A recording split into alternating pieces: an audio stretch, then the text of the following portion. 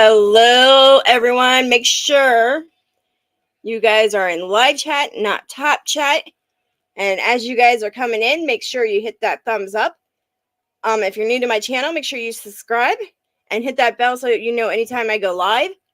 And also, take a moment, go over to Spray Can's Coins channel and wish him a happy birthday. Happy birthday, Spray Can.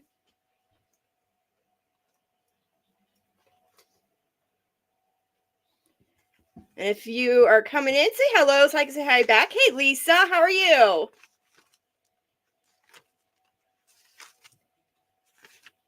Good to see you. How's your afternoon, evening?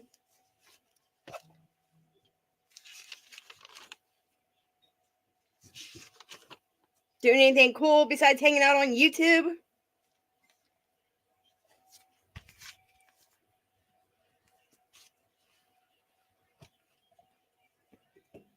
I picked up some more coins today. I'm not even sure where I put them. I know where I put one of them. Oh, it's not good. Hey, Tom's Coins, how are you? Welcome in. Oh, I know where I put them.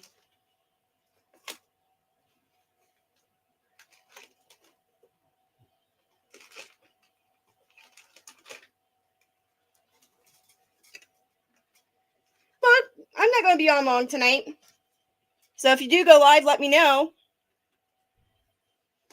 That way, after I'm done, we can raid your channel.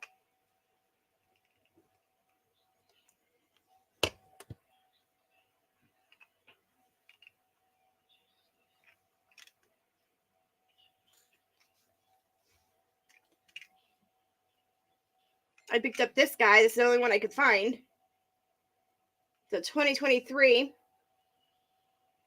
American Silver Eagle. I think I need to put it in a better capsule, though.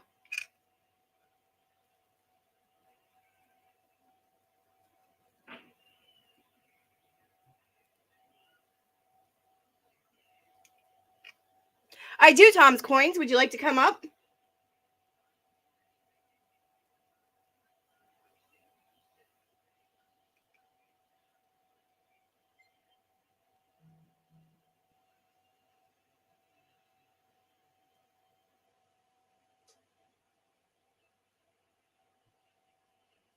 It's a 2023 American Silver Eagle. The only one I can find locally.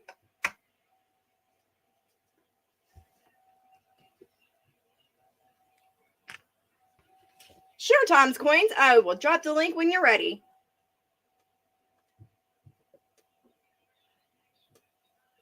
I gotta show you this one. This one's a cool piece.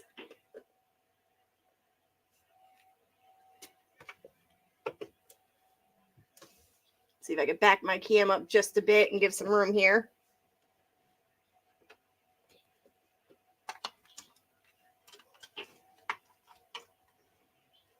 There's the front of the piece here. It is number 1066 out of 2,500. And the coin dropped down in between here. It is a colorized piece. It says Captain Marvel on it.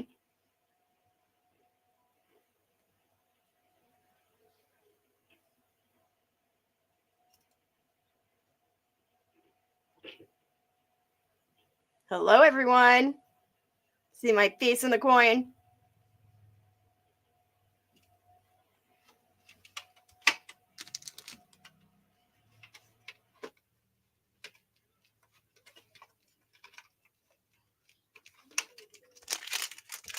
I'm not sure if this actually goes to it.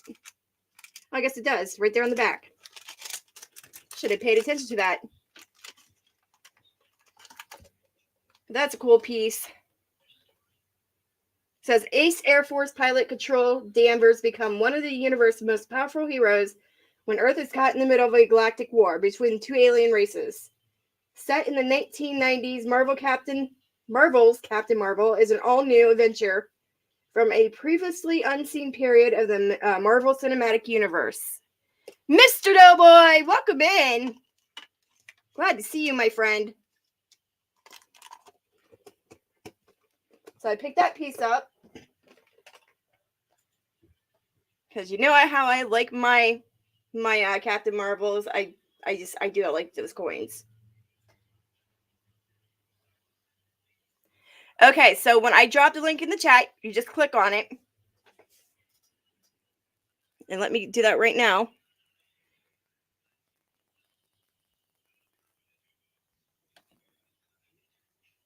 So are you on your laptop then, Tom?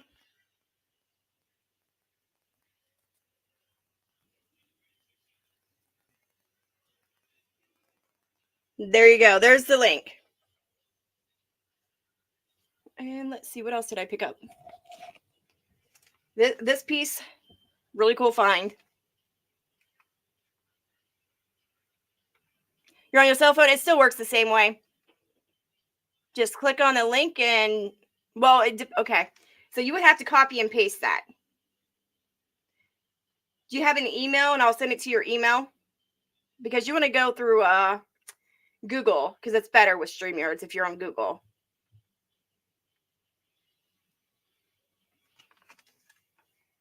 Oh, I can put this back down.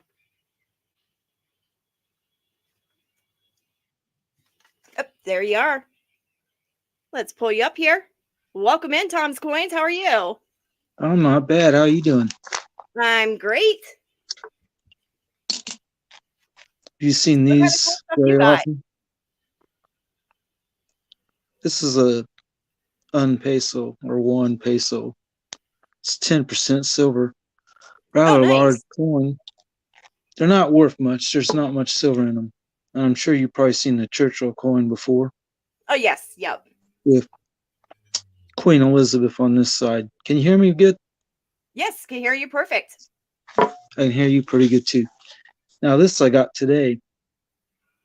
It's a 1966 Canadian dollar. Oh, that's a nice one. It's pretty much uncirculated. It might have a little damage to it, scratches, but not too bad. Anyway, this particular one, what do you think it would cost me in this kind of shape? I would say about, well, because Canadian dollars, I'm a little not too certain with pricing. I would probably say about 20. How about that? That's 15. Oh, nice. You got a deal on it then. Well, my coin dealer is the kind of guy who prices most of this kind of silver at near melt. If it's, it's 80% silver. And he writes down how much weight's in the coin, which is right here. It's 0.600 ounces. Oh, nice. He goes to the extent to put everything down on it, huh? Yeah. Well, I can show you a few other examples if you'd like to see them. Sure. Including a couple oversized ones. Give me 1 second. Okay. I don't know if you watched my video for that, though. I do watch your videos. In fact, I made some comments. Well, I mean, if you've seen the one where I showed off some of this stuff. Now, you've probably seen these. This was bought a few years ago. Oh, that right now, nice. This is 0.6428 ounces in it. It's 720 silver. So it's not real. So it was 1075 when I bought it, so it wasn't terribly expensive.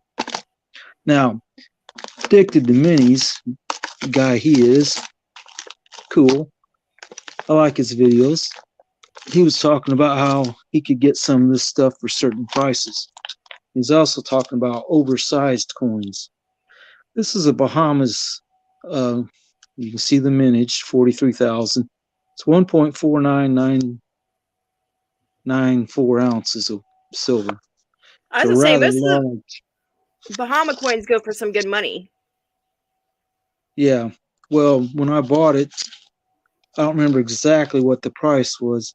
You wrote down that the book said $55, but the book doesn't really cover the actual cost of the way these would be priced, because the book is in someone's so bad they got to buy it, you know. So Right. what he says with this kind of coin is, if I price it at that, I'll have it for weeks, maybe months. So he makes a, this is the weight at the time, what silver was. This much silver would cost right around that area, and that's how he priced it, $28. And he found someone to buy it pretty quick. When I saw it, I was like, that's a big coin. This side I don't like quite as much, but what can you do? Where's Right. that other Right. one? I have another one in here that's oversized. Where is it?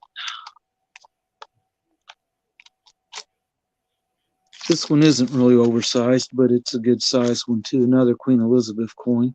I see. I like those coins, especially the ones with the boats. This one's got a couple flamingos, I think, Yep. and a sunrise or sunset. It's sterling silver. You can probably read that upside down. I flip it this way, and you can see it says sterling, and it says it's $2. You know, that's the face value, and it's $15 when I bought it. Now this one has 0.8862 ounces of silver in it, so it's more silver than a Morgan dollar. Right. And then this one, this might be the one you're talking about with a ship on it, because on the other side, if I can get this to peel open, you can see right in the middle. If I can get my loop up here, you'll be able to see the ship really good. Oh wow, that one's pretty. I've never seen that coin. Addicted to Minis has one at least, and he, you know, this is a 1 1/4 ounces basically of silver in this, and it was $21.25 when I bought it, and I thought, you know, that's not a bad price. Oh wow, You know, I like it. and you start dealing with some of these foreign coins like this, you get all different silver contents. This one is 0.835% silver. It's $9 when I bought it. It's 0.3221 ounces of silver. Now, this design on these francs, I really like this, the Walking Woman. Yeah, it kind And of they have reminds you of one, American Silver, not the Silver Eagles. What is that? The Walking Liberty coin? yeah, well, yeah, a little bit. But let's see what else I got in here. I don't know if you've ever seen these kind of coins before. World War II occupation coins. Oh no, I haven't. I've seen them in books, but not like up close. Let's see if I can get this to focus. Oh, that's nice. I Just like how striking that's. a hammer on the anvil, and it's got a volcano in the background. That scratch, I think, is just on the plastic. Now, this side's a nautical type theme. It's about 1/4 ounce of silver almost in these. It's got a little dirt on it, maybe. Tiny, tiny S mark. I think it's S. Yeah, this one's an S mint. Real small. I don't know if you'll be able to see it or not. Yeah, that means that was meant in the United States. Well, yeah, they were our territory at the time. And Right. this, of course, at this particular time, 44, I think the Japanese still had occupied them. We, you know, had to liberate them. I've got several of these. Hey, Carrie Z, welcome in. Thank you for sharing me out. I'll put you on the giveaway. Let's see if I can find something else. Now, they did make some copper ones too, like this one. It's a Oh, nice. 1 centavos. I don't remember what date this one is. It's a 1941. Same design, the nautical eagle on top of this. I think it's a coat of arms. Anyway, let's see. This one isn't silver, but I thought this design was real cool looking on here. It's got a crown at the top, a little cross on it. And there is some kind of ship right down the middle of this in this symbol. Oh, nice. I would have never even seen that.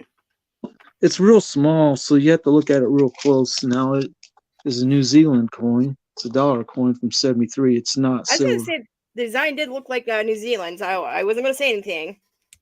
Yeah. Well, So I it's wasn't too kind of a neat certain. coin. It's kind of neat. Now these they made in other sizes. This is 20 centavos, a little bit smaller than a 50, and they made 10. That's a 5 centavos. This one isn't silver, I don't think. Pretty sure it isn't. Yeah, most of those Mm. weren't. Yeah. Oh well. Here's one that looks really good. Well, it's 1944. I think this is a Denver one. Yep. Oh, nice. It's 750 silver on these. So if you guys are new in the chat here listening and you're learning coins, there were some coins that we made for certain territories back in the day. So that's why you'll see like D mint or P mint or S mint on these coins. Yeah. This is British. Hey Chew, Half hey crown. guys, welcome in. It is a half crown. It is only 50% silver though. Oh yeah, But yep. it's practically totally uncirculated. Now I have some that aren't, that are circulated a little bit. And here's one of the last coins Australia put out that was silver. It's a 1966 Queen Elizabeth one. For circulation, that is. And it wasn't too long after this that they wanted the people in or Australia to turn all these in. But Queen Elizabeth was very popular at the time, and a lot of people kept them. This one looks mostly uncirculated. A few scratches, but not real bad. This side's got a kangaroo and an emu on the back. Kangaroos on this Oh yeah, there side. we go. Yeah. It's a 50-cent coin. There's the emu. And by the way, AG Stack was trying to do this with these. You have to get real close to your camera or it doesn't work very good. If you Yeah, have I it have like issues this doing and it you're too. trying, just get real close to the camera like I am. I mean, I'm right on the camera basically. And I thought that's a neat looking coin. That is And a it nice coin. was, how much did I pay for it? $7. So foreign silver from my coin dealer is always cheap. He doesn't mark it up very much. Even older stuff like this Scottish shilling, it's 50% silver. Oh, by the way, that trade dollar you got that is got the compartment in it or whatever, is that it? Yep, this is it. That thing is a little piece of history. And when I looked on eBay, the price they asked for them started around $300 or $400. I don't know what you paid for it, but had that person returning it to you, you might be ahead. I don't know what you sold it for. Well, This I was feel a bad. dollar. I feel bad for the person I sold it to because she works It, hard for yeah, everything she gets. and And it wasn't a solid coin. There was something wrong with it. But right. that something wrong was something that makes it kind of valuable in some ways. Now, these Scottish, it's 50%. And the way you tell Scottish shilling, well, not this one. This one has not got the same thing on the back. But some of them, the ones that are newer, have a single line on them. And I'll show you what I mean by, where'd that one go? I think it has that on it. No, yeah, it does. If you don't know this about these, the three lines on that in there represent Great Britain. The harp represents Northern Ireland, not Ireland, Ireland, sorry. And then the single line one there represents Scotland. And that's how the United Kingdom's Isle of Man and Wales don't really get their mark on the coins. Oh, that's This one's nice. got That's the same. good to know. This thing's got the same thing on it, but it's worn out some. It's 50% one too. It was $4.25 when I bought it a while back. It's 0.2273 ounces of silver in it. But I was at my coin dealer today, and that's where I got this, the queen here. That's a nice cap bust. I like that. Yeah, it wasn't a cheap cap Mm. bust though. Oh, I bet it wasn't. Picked it 100 up today. bucks? Or is Try it more than 200. 100? Oh, 200. yeah. Well, I can't see it as well, but it does look pretty low circulated. It does. I put it under the scope and everything. There's like barely nothing on the surface. That's nice. No wonder it was 200 bucks.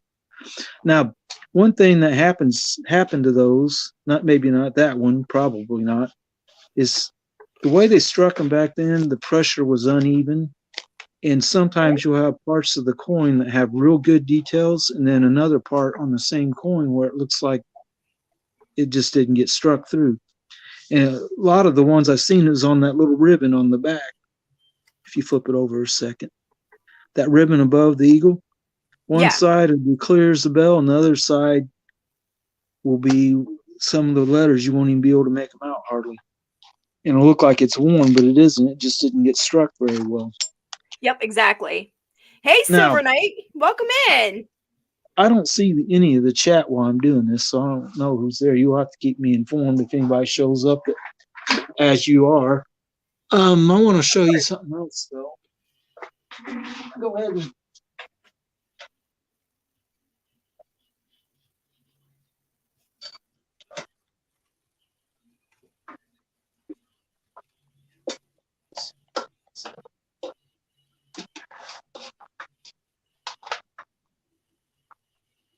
How are you tonight, Silver Knight and Oz and Chew? How are you guys tonight? And Doughboy? Make sure you guys are hitting that thumbs up. Share me out so you can be put in the giveaway at the end of this month. All right. I'm sure you probably know what's in this box. It looks like the limited edition coins. Well, not really. You can't see it like too. They made a lot of them. They made a lot of these. And in 1972, they discovered bags of them. Someone got the idea. Let's see if we can pull you up higher here. Give me a second. There we go. Someone got the idea of putting them in these boxes and selling them. It's got it's got a certificate of authenticity and number stamped on it. This is an 1882 Carson City Morgan dollar. Now, the little thing holding the top to them ain't made out of much, and a lot of them I've seen where that breaks. Yeah, mine's broke. I don't think this external box part really adds any value to it for the most part. Now, this is a really nice looking Morgan dollar. See if I can get it focused good for you. It's got some scratches, but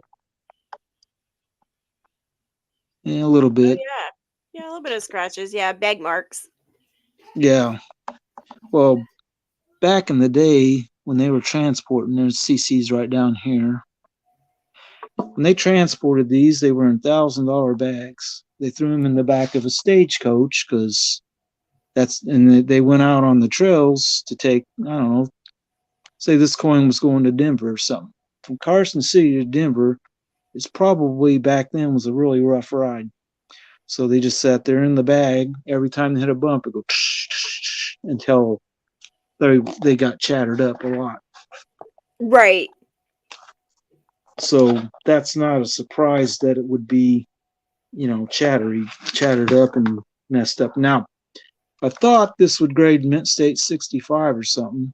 I could send this off to PCGS or NGC, and they would rate it, and then they'd put a label on it. I've seen them like that, and it'll tell you what they rated it. Now, this wasn't really graded by anybody that knew anything about coins for the most part. They just found a large bag, bags of these, and then put them in these cases. I don't even know $30 a piece. Yep. Oh yeah, they weren't very expensive. Now they are.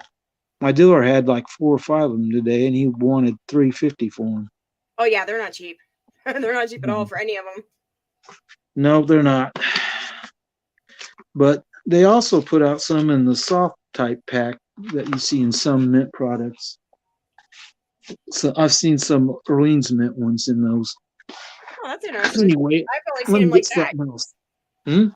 I've only seen him in the boxes. I've never seen him in the other I have packaging. an Ike dollar in one of these kind of holders too, but I don't know if I can get to it very easy. It's a 40% silver one, and it's kind of cool.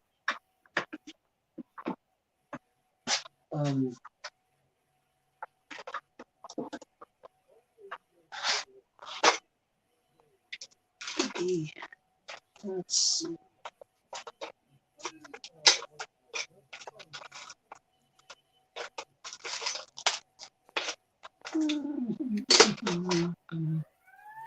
Up, I gotta mute myself, you guys.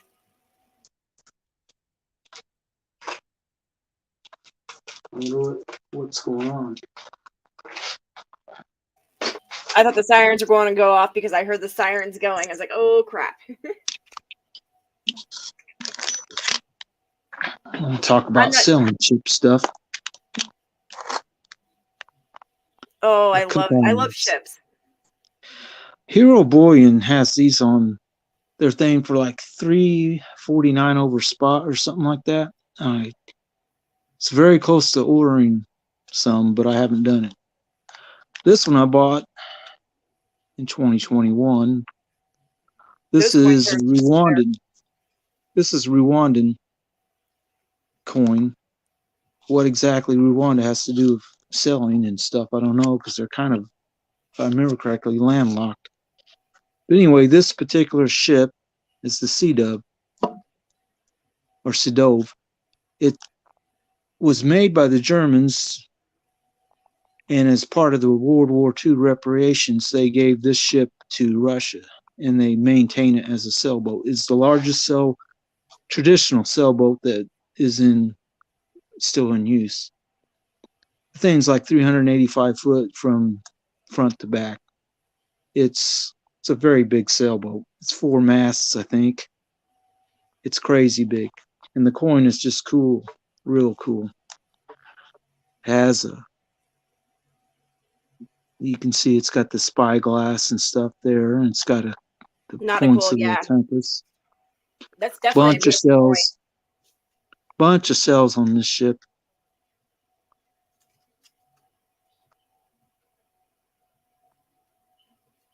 You can see Sidove there. That this name Sidove, he was a Arctic explorer, kind of famous in Russia, I guess. But this is the Bounty, and everybody's probably heard of the mutiny on the Bounty story. Silver Knight. He said $26 for it. Let's go. This, well, you can buy these from Hero Bullion at like $3.50 over spot, and it puts it around 27 something. And if you order $150 of stuff, you get free shipping, I think. So you could buy this or a couple of them. It won't be this year, probably. This is a 2022. It'll be a 2023, but what's the difference, right? Now, they make these in 2-ounce versions too. They make them in 1/10 and quarter, and I think half. 1/10 and a quarter, yep. And a kilo. Which I don't remember. They're around, I want to say 800 something, but it's a kilo of silver. It's a rather large piece. Right. For sure. Now I'm looking for my one Orleans Mint coin, Morgan. It's beautiful. I think you've probably seen it in my videos, but it's not graded, but it's beautiful. But I can't find it. Oh no. I know it's here somewhere. I just don't know exactly where. It's not there. Oh, it's not back. It's not big enough to be it. Well, I know it's around the woods. Is it up here? All right, everybody.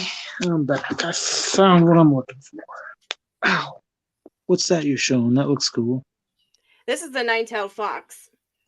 Cool. All right. We're going to go pretty old. Not quite as old as the cap bust you had, but seated Liberty dime, 1838, without the drapery that they added later.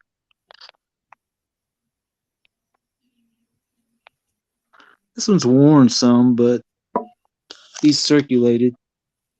And I mean, 1838, no one ever thought this kind of coin would ever be collectible then, so no one saved them hardly.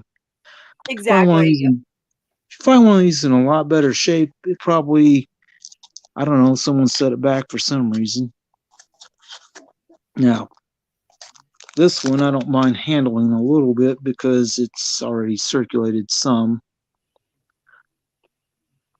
1831 has lettering around the edge, which when I first saw it and took it out and was examining, I did not know it had lettering like that on the edge. It says, if I can get it to show up, 50 cents or a $half on the side of it. I can get it angled and you can read that's half.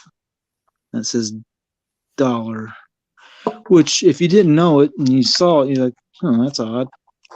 But it does say in the coin books lettered edge, and that's what it means.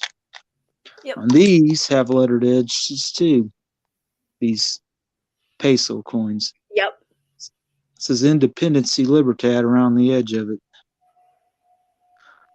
And this coin, if you happen to see one in a coin shop for sale, don't pay much for it. It's only 10% silver, and they're not really particularly rare.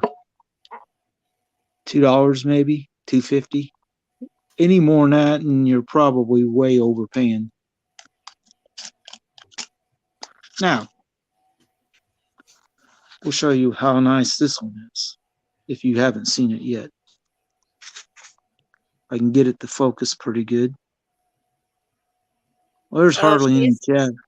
There's very yeah. little chatter on this. It's, if I can get it there, you can see there's some kind of mark right on the chin there, or stain. But when I get it up close on all the high points on this coin, it's pretty well uncirculated. Who says we But started buck and go on this one? No, I'm just kidding, Tom's coins. what? I didn't. I said, who says we started buck and go on this, Morgan? Yeah. Anyway, you can kind of see the toning has a slight problem. Some dumbass tried to clean it. And it looks like they took a eraser on some of the toning and wiped out part of it. That almost looks like a J between the U and R. And on It this does. side, you can see areas where the toning was darker and it's lighter. And I don't know how well you'll be able to tell, but it's been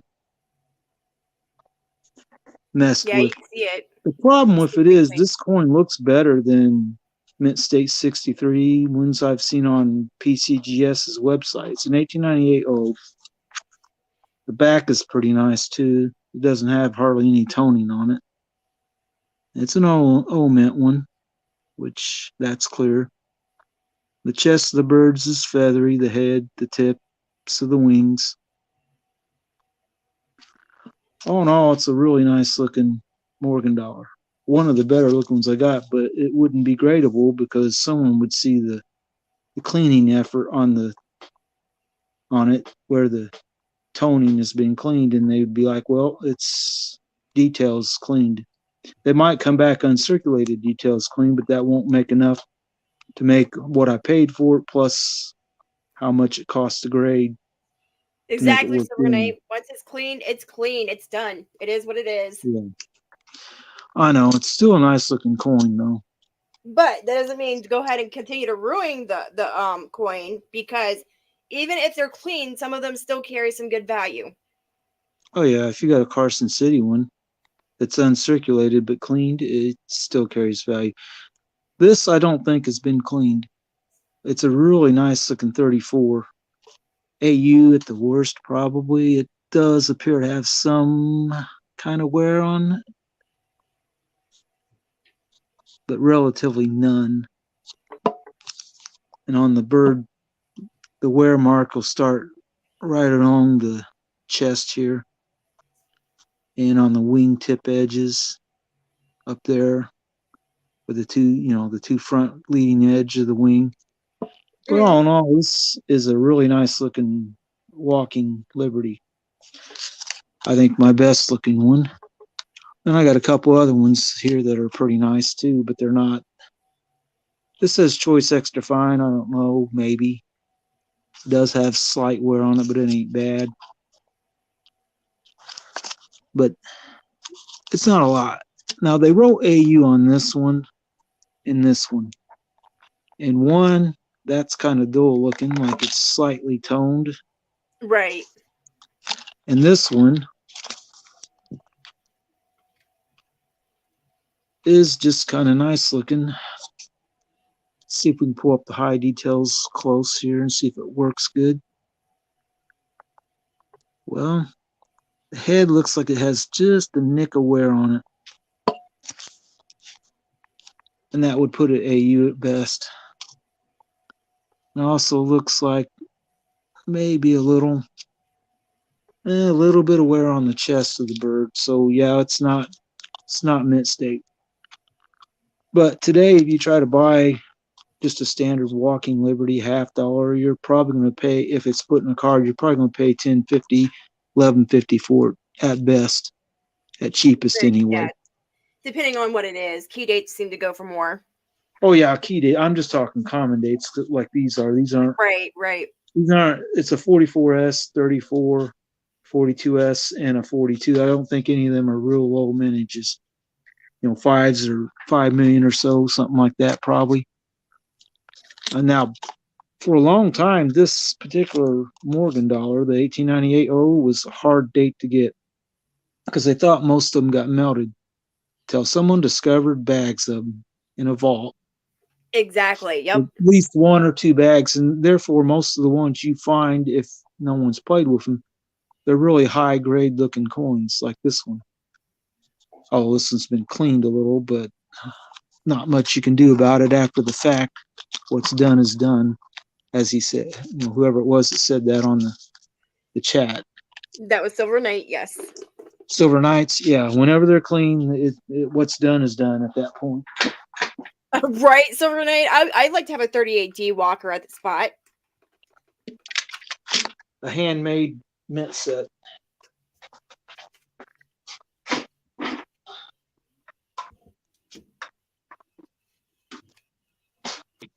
What this thing is someone's took a holder here that has all the different slots for the 64, half, the quarter, the dime, nickel, and penny. Now the penny they picked to put in this isn't very good. The nickel isn't super bad, but it's not real good either.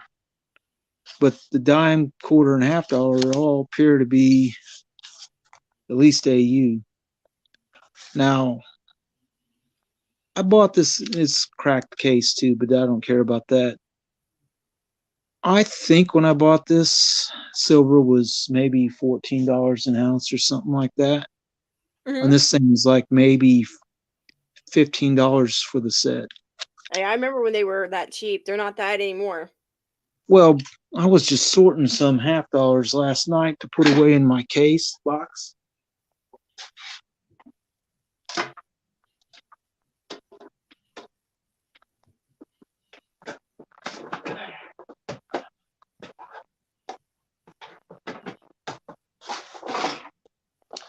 One of these boxes, little red box. Right. They fit in there? $50, dude. It's 2x2 cards. Oh, okay. I thought you meant like in that long case. When it's open, it looks like this. You've probably seen these at coin dealers. Most everybody that goes to coin dealers, they ask to see like $50, they'll hand them a box like this. And if they're a bigger dealer's got a lot of stock, it'll be full all the way front to back. This isn't quite, it's about 2/3, but it's all common date stuff.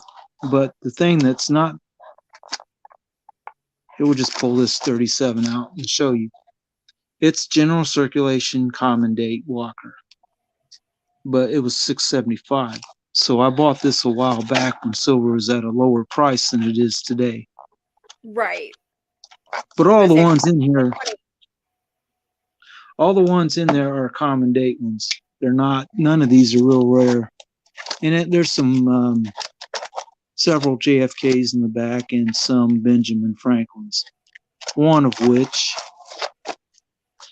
I am not a professional grader, but my eyes tell me whoever wrote Mint State 63 on this card doesn't know what they're talking about. And we'll start showing you why. Oh yeah, all the scratching. Oh my See god. the scratches? There's no way that this might grade Mint State, but it will not be a 65 or 63. I mean, yeah, it might be 60, but you not see 63. that little chip on the chin? Oh There's yeah. no way that. There's no way this is a Mint State 63. So I don't know who wrote that. I don't recognize this. I know who wrote the price because the guy I bought it from, but he didn't change that. That ain't his handwriting. But yeah, this is not in any way, shape, or form a Mint State coin, not 63 anyway.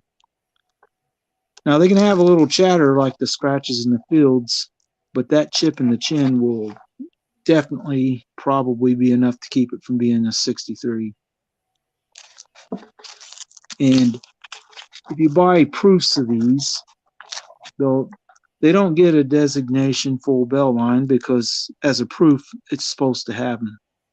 And they're talking about those little thin lines at the bottom of the bell. Yep. And there are a few other lines on it too. That this is such a broad, flat spot on the coin that detail wears off super fast. So, but the other Benjamins in here are all general circulated ones. Maybe not much, like this 63D isn't a lot. 675. So you don't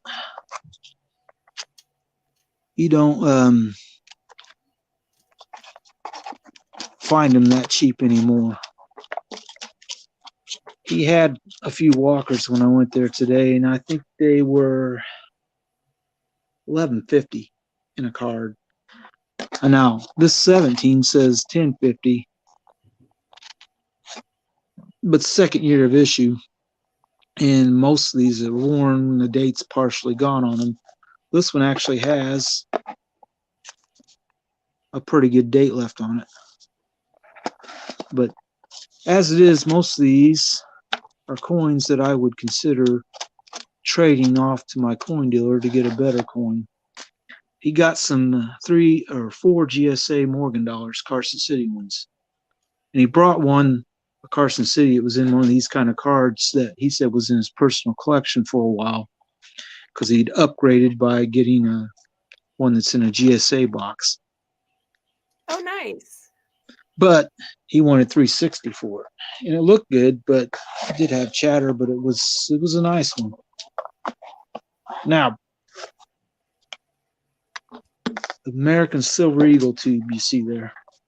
What my coin dealer does a lot of times is when he has these empty and all the coins have been sold out of it, he'll sell this to somebody at a real cheap price because his thought process is someone's going to buy this and then they're going to want to fill it.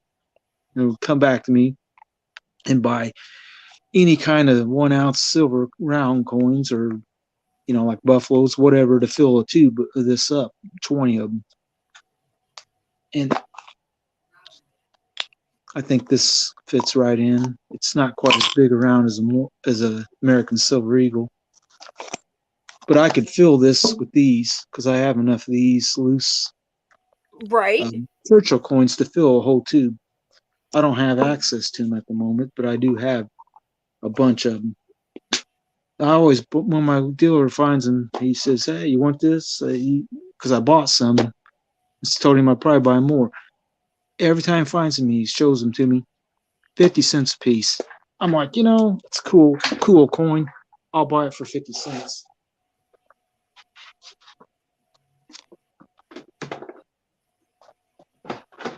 All right.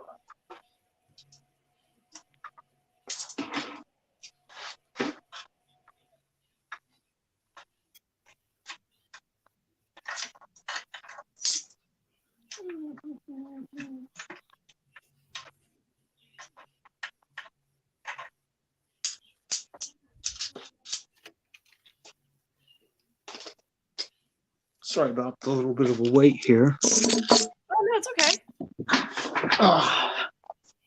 Oh, that's nice. Samoa 2023. What's on the other side? It is that nine-tailed fox. Oh, okay. Every now and then you'll find these 1 gram silver bars. Those are highly collectible. This has got what looks like an antique car on it. So this would be highly collectible, or the coin you're talking about? What you have? Hi, everybody! If you can see my face. Yeah. Well, this is just a 1 gram bar. Now. Yeah, people actually collect those. Says 249. Yeah, the guy I bought it from had a bunch of them. What I wanted was one with a battleship on it, but he didn't have one when I bought it. He did have this one with a tank on it though, and he knocked some of the price off. I think he sold them for $1.50 instead of $2.49. They're kind of neat. That's a good deal. Yeah. Now, all these are the peso coins, the 1 peso, 10% ones. Now, I bought 5 of them offline, or online, I mean. And I told a coin dealer guy who does jewelry, I buy a lot of stuff from him like this. Told him if he said he had some. I said, well, if you can find them, I'd probably buy them, but I don't even know what price would be fair for them because they don't have a whole lot of silver. Well, he had some, and he said $2.50, and I said, you know what? He dug them out. I'll go ahead and pay him $2.50 for them. He got a couple of them. This one was toned up and dirty. And then the 67, which is the last year they made this particular coin. Then they started making the other peso, which I have a few of them sitting over here somewhere. I don't know if I'll be able to find one real quick. Well, I found one with a hole drilled in it. Homer Simpson. Somebody trying to make a bracelet out of it. Yeah, well, or a necklace. Anyway, this kind of looks like a peace dollar, doesn't it? It does. But it's not. It's a magician's stunt coin. Oh, nice. They struck this out of some kind of pewter metal or something. It weighs 25 grams, which if you had a peace dollar and someone carved this much off to make this design, might drop it to 25 grams. But it's not actually silver. And a quick ping test tells you that it's not silver. Whoops. Cover your ears. This is painful. It's pretty high. That was loud. Very, very high pitch. Now, Morgan dollars, everybody knows what they sound like. Much lower, but it rings a long time. Now, this is a 21, but there's something about the coin that's odd. And I'll tell you the story. Go to the coin dealer. He had this cheap, so I bought it. And then went to a different coin dealer and was talking about ones like this. And he explained to me what happened. So this side doesn't look like anything odd. This side, though, the date has been removed. Oh my gosh, yeah. He told me why they did it. He said that in Reno, they used these in slot machines in the 70s because they were dollar coins. And at the time, silver was less than $1 in this coin. So it was a face value was higher than the value of the coin, or the value of the silver anyway. So they used these and probably Eisenhower dollars and maybe even peace dollars. in their slot machines. And in order to prevent someone from wanting to take the Morgan dollars home with them because they are a bit older, they had the guy go in the back and grind the date off. Now, what I'm hoping is somebody didn't have an all. They're probably mostly 21s. I'm just hoping that someone didn't have a 19 or 1893S one and dropped the date off of it. Oof. And it was an Yeah, ISO. yeah. I mean, even worn about like this one is, which I would probably throw this one at fine, probably. If you have a fine 1893S, it's thousands of dollars, Oh wow, maybe I didn't know 10. that. The 93S, they only made 100,000 of them that year of the estimate. And the Mint State 60, I think it's 7, the highest graded one, about 690,000, but $700,000 coin, maybe even 725. It's very expensive. I have a list here that shows all the Mint State 65 Morgan dollars and how much the book I was looking at said they cost. 84S, very common year, but not many in Mint State. Mint State 65 is a $240,000 coin. And you go down the line, you see a lot of big prices on these. 93S, 725. The 1901 Philly is 300, and so is this 89 Carson City. But one of them that is fairly common date is the 86O, but there's not hardly 10 million made. Very few of them exist in Mint State 65. It's a $150,000 coin, according to the coin guide. In the peace dollars, if you got Mint State, a lot of the estimate ones in Mint State 65 or 66 become very valuable coins, especially the lower Mint State, the 34S, like Mint State 60 or something, is one of the most valuable ones until you get to 65, and then the other ones start catching up and passing it. Still a $9,000 coin, though. Right. But the 1927S and Mint State 66, $45,000 coin. And all these other years, the 22, 23, 24, those in S mints, the 27, PD and S, Exactly, the silver 20, and 8. and then 28 and 34, they're 20,000 and up for those, all them dates in Mint State 66. But the 27S in Mint State 66 is $45,000 coin, the most valuable peace dollar, because not many people save them. Now I had this random bag with some of them Philippine coins in it. There's a couple 50 centavos ones in it. But what also is in it is a Panamanian Balboa. Oh, the Balboa. Yep. Love Love those these coins things. too. Now my dealer had 2 different Balboas. One, full Balboa ones recently. One of them was $20. Some guy got there before I did, and he had both of them. He bought them. One was 20, one was 30. I would have probably bought them if he didn't. This is a 1930. It's the only one of these I have loose. It's partially, it's been circulated, but that is not uncommon. All the rest of this is circulated coins too. In here, though, there's if I can get them to separate without dumping out too bad. Where is it? I don't really want to open it up necessarily. That's a cool looking design there. I'll show you this. The back of this. It's got the shield and the eagle on it. Oh, nice. I like that coin. It's a 20 or 35. I don't think that one's actually silver, though. It's a 5 centavos. What I'm trying to get viewable here is the Cuban star coin. There's a couple of them in here, I think. Well, that's not one. This is a British halfpenny with a hole drilled in it, and I think it's been plated in silver. It's not really worth much. I'm trying to do is get this star coin. I'm going to take it out of the bag because I just, to appreciate one of these, you have to see them.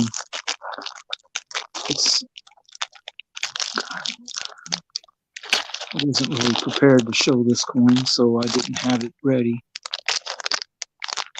Bear with me for a second. I've got a hold of it. Hey, Rex, welcome in. Now, well, that's kind of neat. Is that a toning ring around the edge of it? Yep. All right. What we got here is a 1920 Cuban some star. of those coins can be worth some money, certain ones. This is a 90% coin, 5 grams. It's a bit less than a U.S. quarter. About like 20 cents, 2 dimes, basically. Is about that much. This is kind of dirty and circulated. There's something stuck on the coin there that doesn't want to come off. I don't know what that is, but it's on there. But it's been circulated, so it's not going to be worth much, but it is a cool design. I like the star on there. Now, You have several uncirculated ones, Rex. Those are awesome coins. I like Balboas.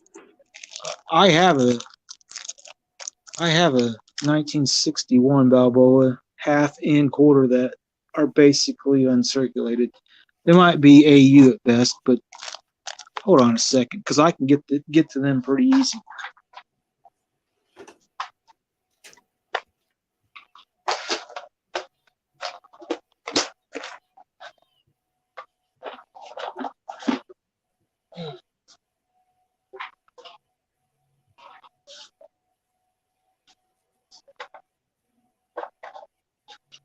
Oh, for this piece? Oh, it's not for sale. I'm just showing it off. I need to put it in a new flip, though. I broke the flip. That's a pretty cool piece. What's a cool piece? This 1925 piece dollar. You know, some people like toning so much they would pay you a lot more than what a general piece dollar from 25 would be worth. That looks like a little bit better shape, though. Oh, this is actually really good shape. If I could show the microscope, I would. When you're talking about Philippine coins, here's the showstopper one. Everybody that sees this goes nuts over it. They love these. I'd like to get more of them. This is an S mint one. Oh, I see this, yeah. It's got the big eagle on top of the shield. And the other side, it's got the lady with the hammer and anvil. It's a 1 peso coin. The volcano over there. Hammer on the anvil. Got a ring ding on it. It's just over a half ounce of silver. It was $11 because silver at that time I think was right around 22 to 23 bucks. So he priced it right near melt. He had one that somebody wanted to buy, one more of them. I don't think it was 1907, might have been 1908. It was $15, but I was going to buy it, but he said I'm saving it for someone who said they were going to buy it. And they eventually came in and bought it, so I didn't get it, but I really like that coin. And everybody sees them. Everybody sees them, loves these. Yep, those are the popular pieces, yeah. And it's 80% silver, apparently. Now, I'm going to go ahead and pull out these Balboa coins.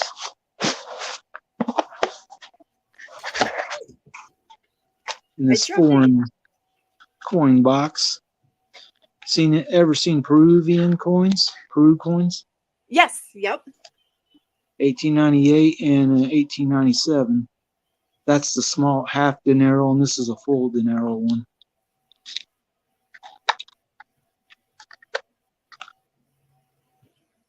That's neat too. I think this is sterling silver. Yes, those are sterling silver. 1888 Queen Victoria. All right, now we're going to go back and grab the Balboas. And then I have a little bit newer one that is 1917 dime, Canadian. Well, I mean 5 cents, sorry. And it's sterling too, apparently. But we came for the Balboas. This is a quarter Balboa. And you can see Oh, that's a nice one. it doesn't really have anywhere that I can see.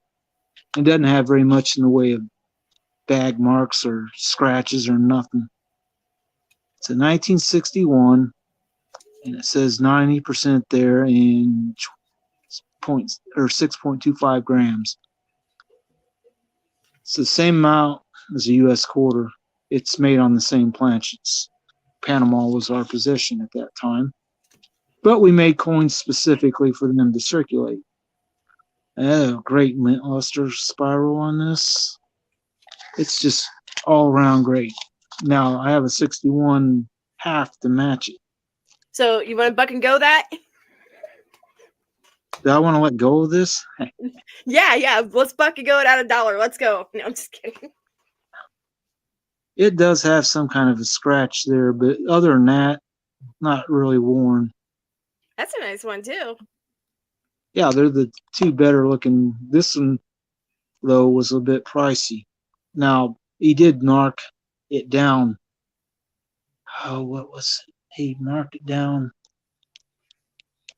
I can't remember exactly. Should have wrote it down on it. So again, it's a 1961. 90%, 12.5 grams. Lovely, lovely coin. Now I have a 62 one that's a little bit circulated. Half Balboa. You can tell it's worn some, but it ain't real bad, really. I mean, still has the details on it. It's not worn out super bad. This was bought a while back when there's a ring ding right there, though. It's a 62. This is, I believe that's how much silver it has in weight. 640. So this was bought back when I bought a lot of them $1.50. And he doesn't come by Balboas all that often. So when he has them, I feel like I kind of like duty bound to buy them. Now in this box, I have a couple other coins that are interesting. 50%. King George the older 1936 one. It's a florin. Oh yeah, some of those florins go for some good money. Florin. Depending on what it is. 1936. Well, this one's a bit worn, so it's 50% silver one. A little bit older, it'd been 90%. Here's an Australian florin. 5.75. This one, though, according to what I found, this one's kind of like a commemorative one. Has the Parliament for Australia. Yes, that's the one I'm talking about. That one can go for some good money and good condition. Yeah, this is worn. It's not in the greatest condition. In fact, the date's starting to come off right here on this. It says, I believe that says 1927, but the 2's about gone. Yeah, it's 27. It's still kind of neat. And then this, half crown, 37, 50%, New Zealand coin. This is King George. Flip it over to this side. The date, 37. New Zealand, around the edge. It's a 0.2273 ounce coin. Kind of toned up and dark. And somewhat circulated. But it's $5. For $5, I'm like, I'll go ahead and buy that. It's a neat coin. I don't have too many actual silver coins from New Zealand. Or actually, wait, I didn't pull this one out, I don't think. This is another florin. It's a 1916. Design's a little bit different. One florin. Oh, I like that design though. I like the cross on the back. Yeah, well, there's the 3 lines for Great Britain, the single line for Scotland, and then the harp for Northern Ireland. Again, Wales and Isle of Man don't get theirs. They don't get any little spot on the coin, which is too bad. I mean, they are part of the Commonwealth or whatever they call it nowadays. Have you seen this particular one? It's not actually silver or nothing, but it's That one Captain I have Cook. not, except for on your show you showed one Oh, you time. saw this? Yep. His face is up kind of high, and then Australia, around the edge of it is raised, and the center part is dropped. So it's kind of a big drop from his nose to Australia, which, of course, Queen Elizabeth on the back, and it's got the flat edges, which is different. Not a lot of coins have that on them. People like that one quite a bit when they see it. And this Queen Victoria, 1901, it's a cent. It's a bit worn, but it says 1 cent on the back here, and Oh yeah. 1901. So they had big pennies back in the day, not quite as big as the old British pennies, like this one. Oh yeah, those half pennies or the pence. This is a penny. Right, I meant to say pence. The has a lady on that type looking. I call it the wheelchair. Is what she sits on. Well, this has got who is that king? Edward VII. On the back, Britannia, as they call it, sitting on the whatever it is with the shield and a trident up there. But I'd have to pull one that ain't in the holder to be able to show you the trident better. I've got a few loose ones. It's a rather large coin. I mean, this is a bit smaller than a Morgan dollar is. And then it's a bit smaller than that, but it's a rather large copper penny. It's bigger than our 50-cent piece coins. But what time is it getting to be, Dolly? Oh, it's 9:07. Got a clock right there. I don't know how much longer I'm going to be able to stay on. I got to go do some stuff. Okay, well, thanks for coming up, Tom. Right. I appreciate it. There's a Canadian penny, 1 cent from 1917. I might have something else in here real cool if I can find it. Oh, yeah. Greece coin from Greek. Looks pretty well close to uncirculated. Sort of, it looks like what they did to the Queen's coin this year. It is 835 percentage. Just over 30%, so, or 0.3 ounces, 3221. It's got double-headed bird on the back here. Yep, the double-headed what? Phoenix. Double-headed phoenix. 30, and then over here, I'm not really sure what this is. It's 30 drachma, I guess. Yep. It's a neat coin. I got a little bit more time before I have to leave. I don't know how much longer you want to stay on. Oh, I was going to run some races and do some auctions. This is a Great Britain 5-shilling coin, which is the same size as this Churchill coin. Oh, nice. It's not silver, but I like the crown on the back in the middle. The Scottish lion, the harp, the 3 lines. It's pretty neat. I think I've got another. That's a New Zealand one. Like city parts. That's absolutely right. What? He says everything foreign has a form of a KM number. New Zealand dollar coin with the bird on the back. It is New Zealand Day, 6th of February, on the date here.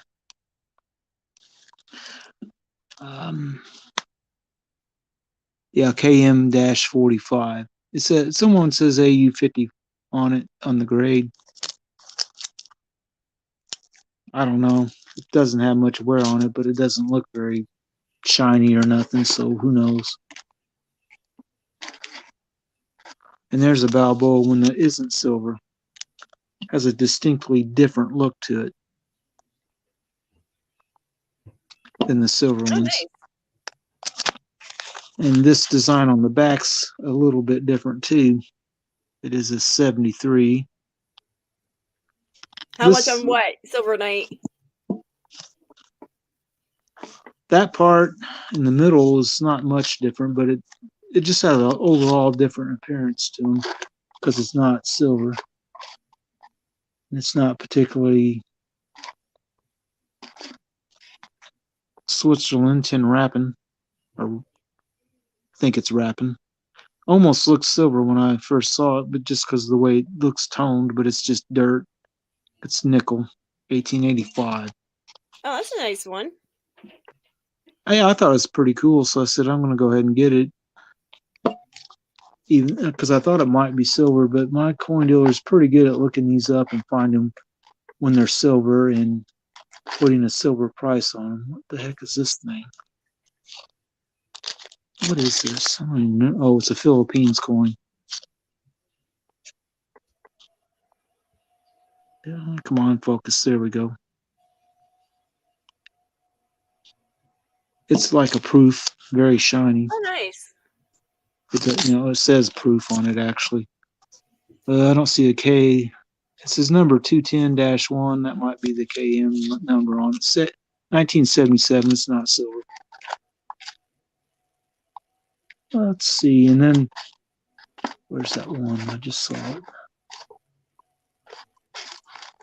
You'll get coins that have holes in the middle of them on purpose. This is probably Greek. The lettering says Greek to me.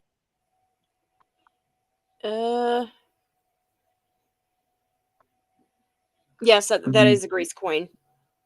It's a 58. It's not silver. This is an odd holder. It's a little different than most of the ones I have. There's a 75 one, the same coin. That's 77, but this one looks like it's been slightly something happened to it because it's slightly scratched up. Let's see, East Africa. Well, that one's got a rather large hole in the middle of it. It's got a crown on it. 10 cents.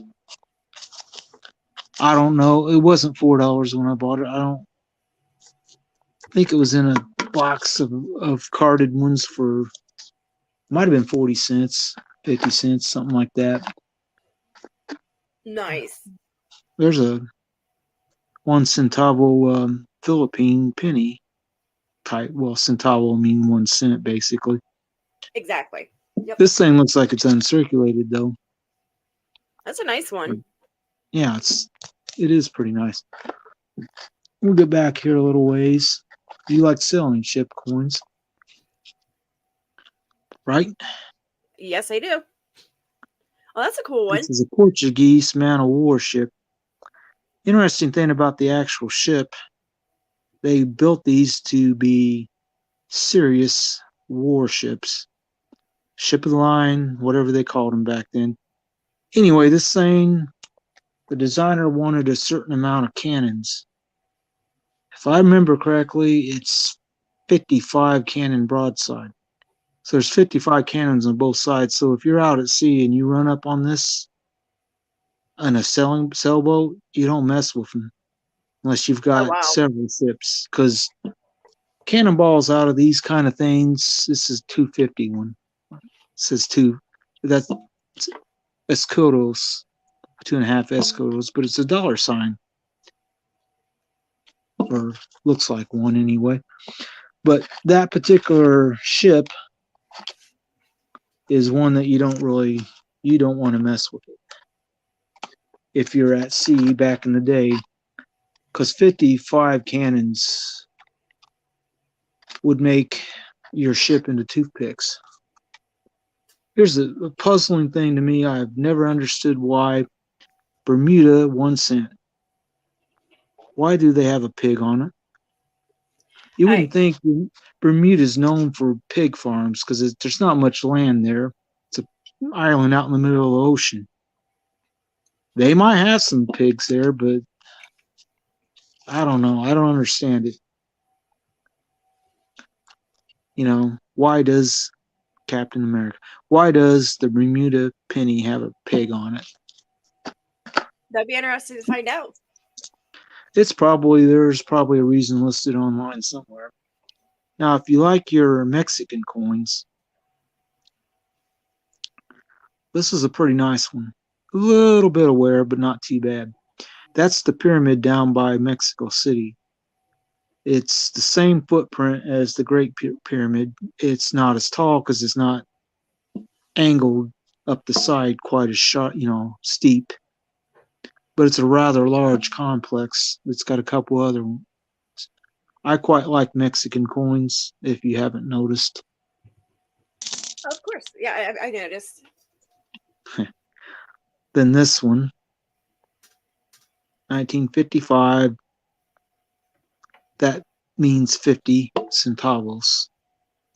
Rather large coin that's almost as big as these peso coins.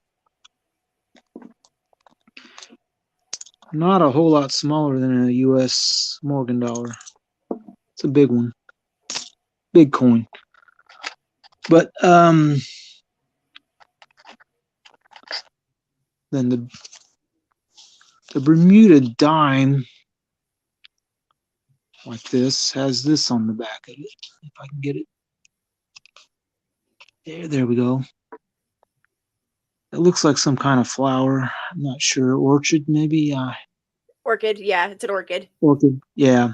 10 cents. Pretty cool.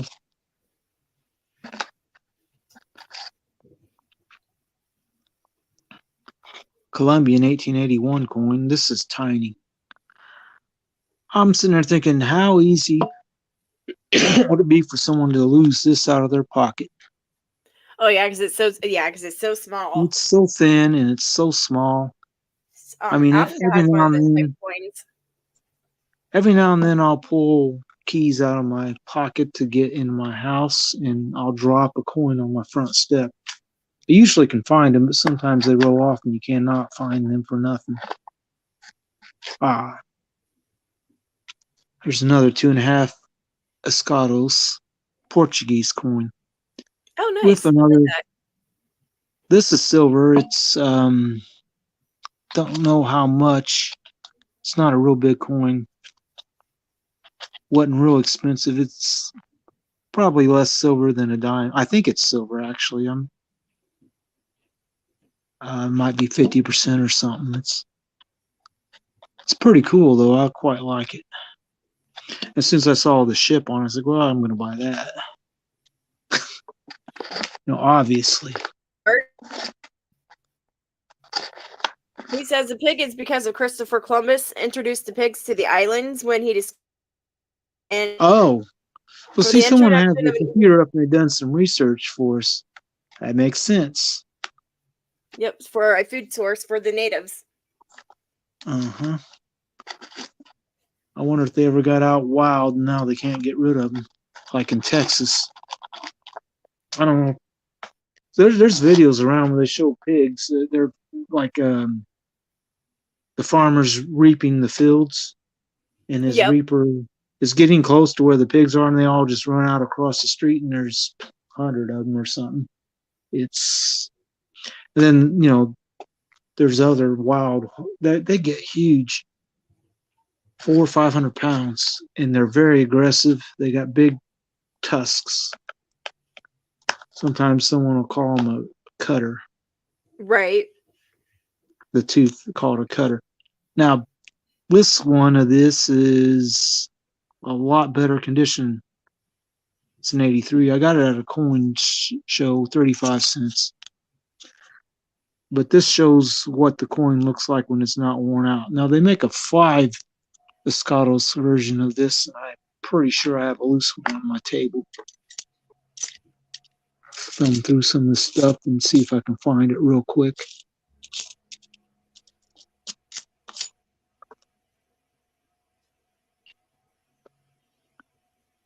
It's a little bit bigger. And this one's a pretty nice one in terms of how little wear it has. Right. But Portuguese man of war, 196 foot of don't mess with me. Right. Back in the sailing ship days, if you're a single ship and you run into one of these as a single ship, you better run. They weren't particularly fast, but most sailboats aren't, or sail ships. But in contrast, this is the Golden Hind that Sir Francis Drake sailed around the world. He's the first British guy to do it in one trip, and only the third guy ever to go around the world. Now, the thing about this ship, if I remember correctly, it's 92 foot long and had 22 guns. So you had this sailing and you ran into one of these sailing, you better run. This thing wouldn't stand any chance against a Portuguese man of war. Right. Which I love selling ships and space exploration items and stuff like that. But I don't know, I might feel like I've taken up a lot of your time on your live stream, but no, I do want to show you. I do want to show something that at the time I bought it, if it'll focus, it's an 1860 seated Liberty $half where you can make out quite a bit of Liberty on it. Oh, nice. Doesn't have the model on it. That's the ribbon that says "In God We Trust." It's $half. This was, when I bought it, officially the first coin I bought that was more than $50. That's 65. It's not cheap. These aren't very cheap when you buy them.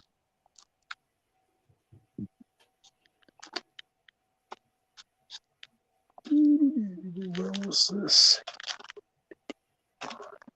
It was right there. Now, I don't have very many of these, but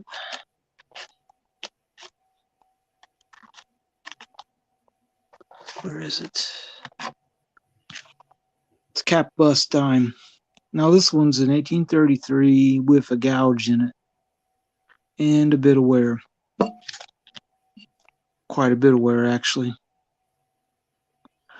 But you don't see them around too often, so I'm like, I'm going to go ahead and buy it. Right. $19, though. I don't know if that's a real good price. I'll tell you another coin that probably got lost a lot. Half dimes. Oh, yes. And trimes. Very thin, very tiny. It's an 1857. It's actually in pretty decent shape for these. You can read half dime. The rim is going away, but it's $12 because these are all expensive, because I think the fact that a lot of them just went and got like lost. safe parts. What? He says, don't try and put together a AU or higher seated Liberty set unless you're single.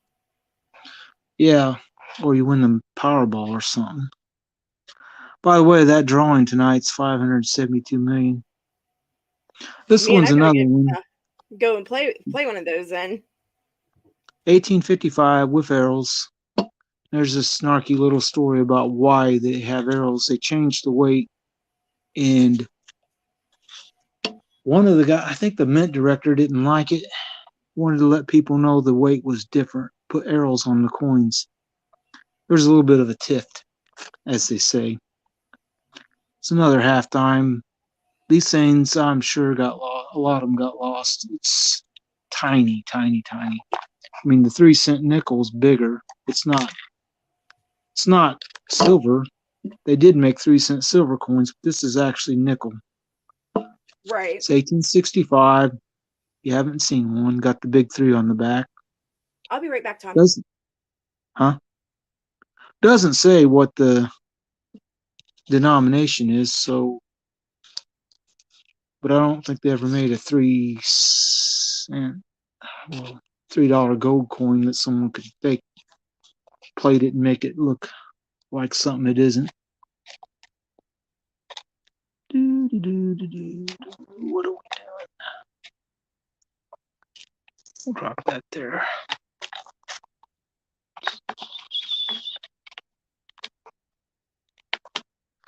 I don't know how long it's going to be before she gets back, but I want to take the liberty of showing something nice while she's off and gone. 1876, Carson City. It's below the reef on this one. Some of them have them in the reef. I have that too. I wouldn't have mentioned that if I didn't have one to show. Now, probably wouldn't. This one is a bit worn, but the CC, yeah. You have to look out for the 3 cent counter clash on the 65 through 67. Okay. Carson City inside the reef. Now these Seated Liberty coins, they've done the mint on below the reef, and a few of them have them in the reef. Doesn't this particular year they had both, but it doesn't make much change in the value. I wonder where Dolly went. Oh, I'm here. Okay. You said I'll be gone for a moment. Yeah, I was just throwing off a couple Carson City dimes real quick. This one has the CC inside the reef. Oh, that's nice. It's a bit worn, but they get expensive fast. A buddy of mine at the last coin show I was talking, I just bought this, and I was telling him, yeah, that guy over there's got some Carson City dimes. And he goes, really? And I took him over there and showed him, and he bought one that was $100. It was a better condition than this one. I didn't want to spend that much on one of them. Right. $100. Not that I haven't spent $100 on a coin before, but I just didn't want to. See, I had one like this, same year, same design, a little bit beat up and worn. The back has been scraped like kind of bad, but the CC part's pretty clear. That's awesome, Rex. What'd he say? He's been collecting for many years, and he wishes that he can come up and show his. Well, I'm gonna have to be hightailing it here pretty soon, so if you want to have another guest on after I get done here, I can, vacate and he can take over for a little while. I don't know how much later you're planning on going. I'm not going to be on very much longer. I just want to do some auctions and stuff and then call it a night. This has got a few scratches and what looks like a nail punch hit on it. Damage, says as is. It's Carson City. And I'm like, okay, it's damaged slightly, but it's Carson City. Someone had $24. You're not going to get that for a damaged one. Probably would if it wasn't damaged, but it was $8. I'm like, $8? I'm buying it. Right. I don't care that it's damaged. $8 for a Seated Liberty coin itself. A dime is actually a pretty good price. It doesn't take much for them to get a lot higher. Let's see, I got one in here that this one's bought at a coin show. It's 1876. Part of Liberty's visible, maybe all of it. Nah, the L's kind of and the Y's kind of worn pretty bad. But one dime, the middle was. I think on these sometimes they didn't have good pressure to equal the strike really well, and sometimes this middle didn't come out very well because Rest of the rim and the reef aren't worn, and that in the middle is, and it's hard to explain why that would be worn like that. I mean, edges being worn is one thing. Now it was $15. So this particular coin cost twice as much as that Carson City one did. Better details, but and it's not really damaged the same way. Mm-hmm. Well, that's neat. MacArthur. Yep. That's real neat. All right. This is one of the better conditioned seated Liberty coins I have. Liberty's clearly visible, 1887. No major big, deep scratches on it. Oh, that's a nice coin. It is nice. Now, it's an S-Mint one. S-Mint's down there. 1 dime. It's really good condition. But the guy I bought it from, he's an older guy. And this other guy I know walked up while I was talking to him. He was wearing a USS Enterprise hat, the older guy was. He served on the Enterprise. He said he served on the Enterprise when they accidentally had a problem. He said the guy backed up one of the diesel little tower type vehicles underneath a jet, set off a missile, blew up a couple other airplanes, I think it was, blew a hole in the deck, killed 30 or 40 guys. But, he told the story, and then the younger guy that walked up either right after he told the story or as he's telling it, and he told the guy, yeah, I served on the Enterprise too. He goes, right when they were getting ready to decommission it. Oh, wow. So that's pretty funny because the one guy was on it right, when it wasn't out to sell too long. And then the other guy was one of the guys that helped set it up for decommissioning. There's an 1888 S. The card's torn a little. S-Mint. 64 Kennedy. That's kind of a nice looking one. Well, and here's how you know when your coin's been in a few different dealerships. When it's got different prices marked off. They should have just put it in a new flip. Got handed around a few times. Well, the flip itself, there's nothing wrong with it. It's a little bit older. Usually I'll flatten these. And if I don't like the staples being up like that because it can scratch your coins. This will be a good thing for anybody who buys coins and doesn't have flat staples.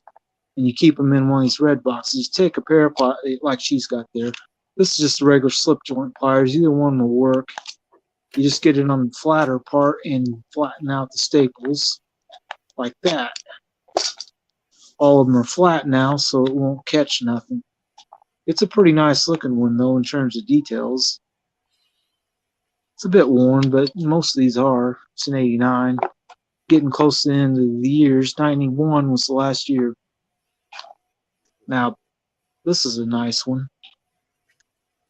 I'm sure A.G. Stacker likes this. Because this is an Orleans Mint. Oh, nice. Coin. And remarkably enough, on my shorts, a lot of these Orleans Mint coins, people watch the videos a lot. I'm not really sure why. I think maybe because they stopped making coins in 1909. The building's still there. It's a museum, but they don't mint coins. They haven't for a long time. And it was very short-lived with New Orleans. Yeah. He took a vacation down there last summer, I think it was. A.G. Stacker, 1776. Oh, nice. This is a 20-cent coin. And the guy said a G for good. It's a bit worn, but this is a very short-lived coin. 1875 S. Back is worn a bit, got a scratch, it looks like, maybe. Maybe that's just the way the design was. You don't see these too often. The S-Mint's there. It's not real easy to see. It says 20 cents. The edge of this coin is not reeded, which is also weird. It's a bit smaller than a quarter. confused the hell out of the public because they thought it was a quarter, but it's a 20-cent coin. About Right. 3 years they minted them, maybe. This is the particular year they made the most of them. Just over 1 million of this estimate one. But these are not cheap. That is $115 price. You're going to buy a 20-cent piece, you're going to pay to get it. They're not cheap.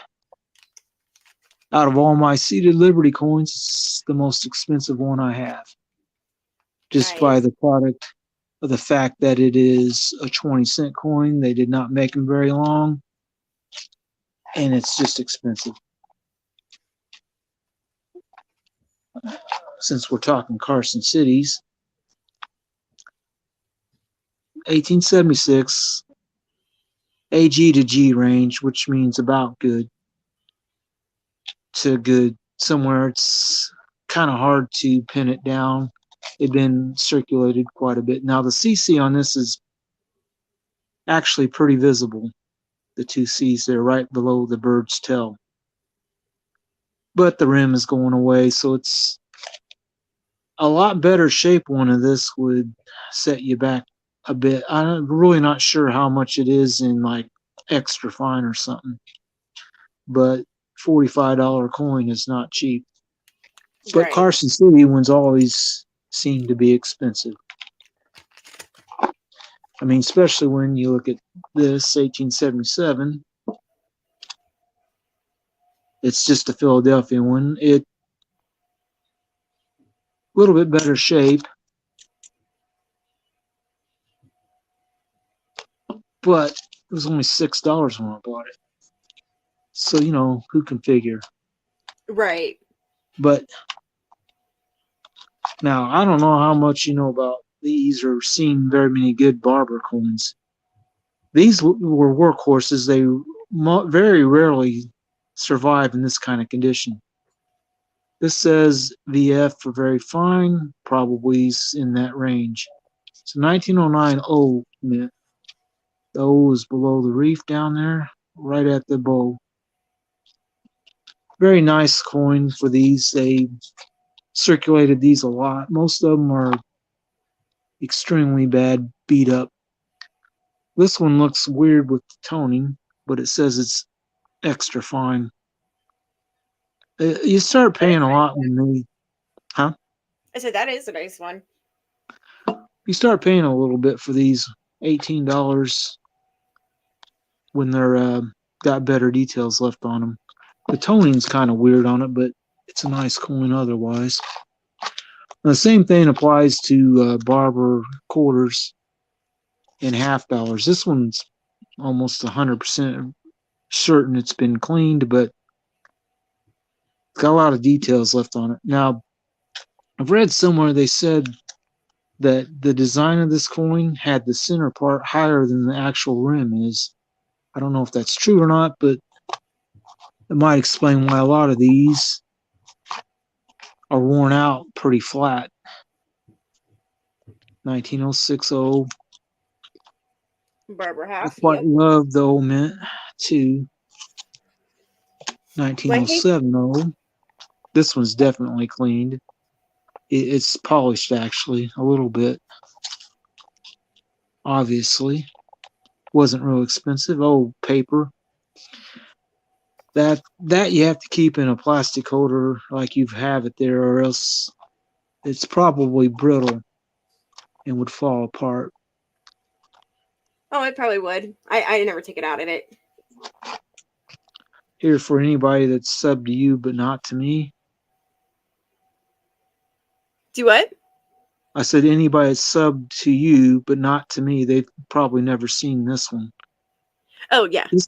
This particular Mercury dime is really nice. A lot of mint luster. No real detectable wear anywhere. It's a 39D. Does have a bit of a scrape on the right up here below the top bands. The center band appears to be a broken band across the whole thing. That wears out real fast. And if you see one that says full bands, that's what they're talking about. all those bands, the lines, it's hard to see on this. I don't know if you can see it real well. Oh yeah, I I can see mean, it. it's hard for me to see it on this because this is a cell phone, and I'm getting the actual screen I have to look at is smaller than this 2x2 card is, so I can't see the details through the camera as easy as you can.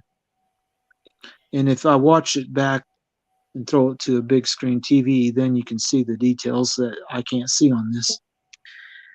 But even to the naked eye, you can tell the band is full on it. Almost nowhere. For sure, I'd say this is the best looking Mercury dime I have. It's a common year, though. Thank you, Rex. I see your comment. Got some nice coins. This wasn't cheap, though. But when I bought it, I showed it to another guy at the store, and he goes, "Are you buying that?" And I, said maybe. And there's another guy who buys a lot of coins like this, and I asked him what he thought of it. His looked at it real quick, said, "Are you buying it?" When they both asked that question, I knew if I didn't buy it, they were going to. They were going to fight over it to who got it. Right? So I said, "Yes, I'm buying it," because I'd let some of these kind of coins go when I showed them to the one guy. He looked at it and goes, "Are you buying it?" And if I didn't buy it, he bought it. So I'm like, time to break this cycle. So as soon as he Right. said, "Are you buying it?" I'm like, "I'm buying it." All right. Just a little bit damaged. 1917, Type 1, Standing Liberty Quarter. And the way you tell is below the eagle on Type 2 has 3 stars. This does not. Oh, wait, what do you got there? Oh, that's nice. That's real nice. I bet that's not a cheap one. What is that estimate? It is an estimate. Yep. That looks like it's at least AU. Yep, at Is least. I don't see no it might scratches on even, it or anything. it might be even a mint state one. But I Yep. don't have hardly any of these pre-25 standing liberties that actually have a date on them, because the date was put right up on the edge. This is partially worn out, but you can make out 1920. This was right up on the edge of the coin, right at the surface, so that wore off real quick. They changed the design in 1925 to recess it a little bit. Now they still wear out and lose their dates, but this one had a damage on the back of it, scraped. They're the only 2 standing Liberty quarters I have from the pre-25 era that have dates on them. I know I have some other ones, but they've been worn dateless. Shaws, why aren't you blue?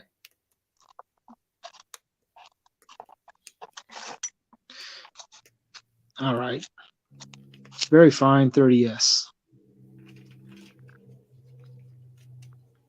And it goes from very fine to extra fine to AU. So $11, right? Right. To go from very fine to AU, which this one has a little wear. It's a 30S. Last year they made them. AU. Really nice. Probably the best looking Standing Liberty quarter I have. It'll focus. But going from what is extra fine to, or very fine to extra fine to AU, you go from $11 to $78. And if this was a mint state, you're talking at least $150. Oh And the wow. coin you got there, is that same one? The Nope, it's 80? a different one. Wow, that's a nice one. That's probably at least AU, I think. I mean, Yep, it that, is because there's nothing. Well, I think it's a little higher than that because there's like really no scratches on it. Yeah. Well, you have to get a loop like this and really look at it closely. I don't know what the value of that is at mint state and graded, but it could be something worth grading, perhaps. Oh, you got that. Get up close to the camera and get the coin closer to there. It's starting to work. Yeah, that's nice. That's really nice. Oh, there we go. 1887. Yeah, that's probably about the best looking one of them I've seen someone have on a video. Coin shows, I might have seen some that were that good or better. Now, you look at this, it's a worn 1932, but it's the estimate. 60. Nice What? try, Rex. What'd he say? He's like, I'll give you $10 for that 10-cent piece. Yeah. $60. The reason why is the 32S and this 32D, which is $80, were real low mints. This is your key dates for your Washingtons. Under 500,000 minted. It's like 408 for one and 438,000 for the other. Very, very low mintage for a quarter. So they very expensive. $80 and 60. You know, it's not cheap. No, they're not. And to get one a lot better is crazy. 40%. 1970D. Denver. 40%, you're like, well, it's about 250 to 350, I think now, and at melt. Pretty nice looking coin. Was in a row of them.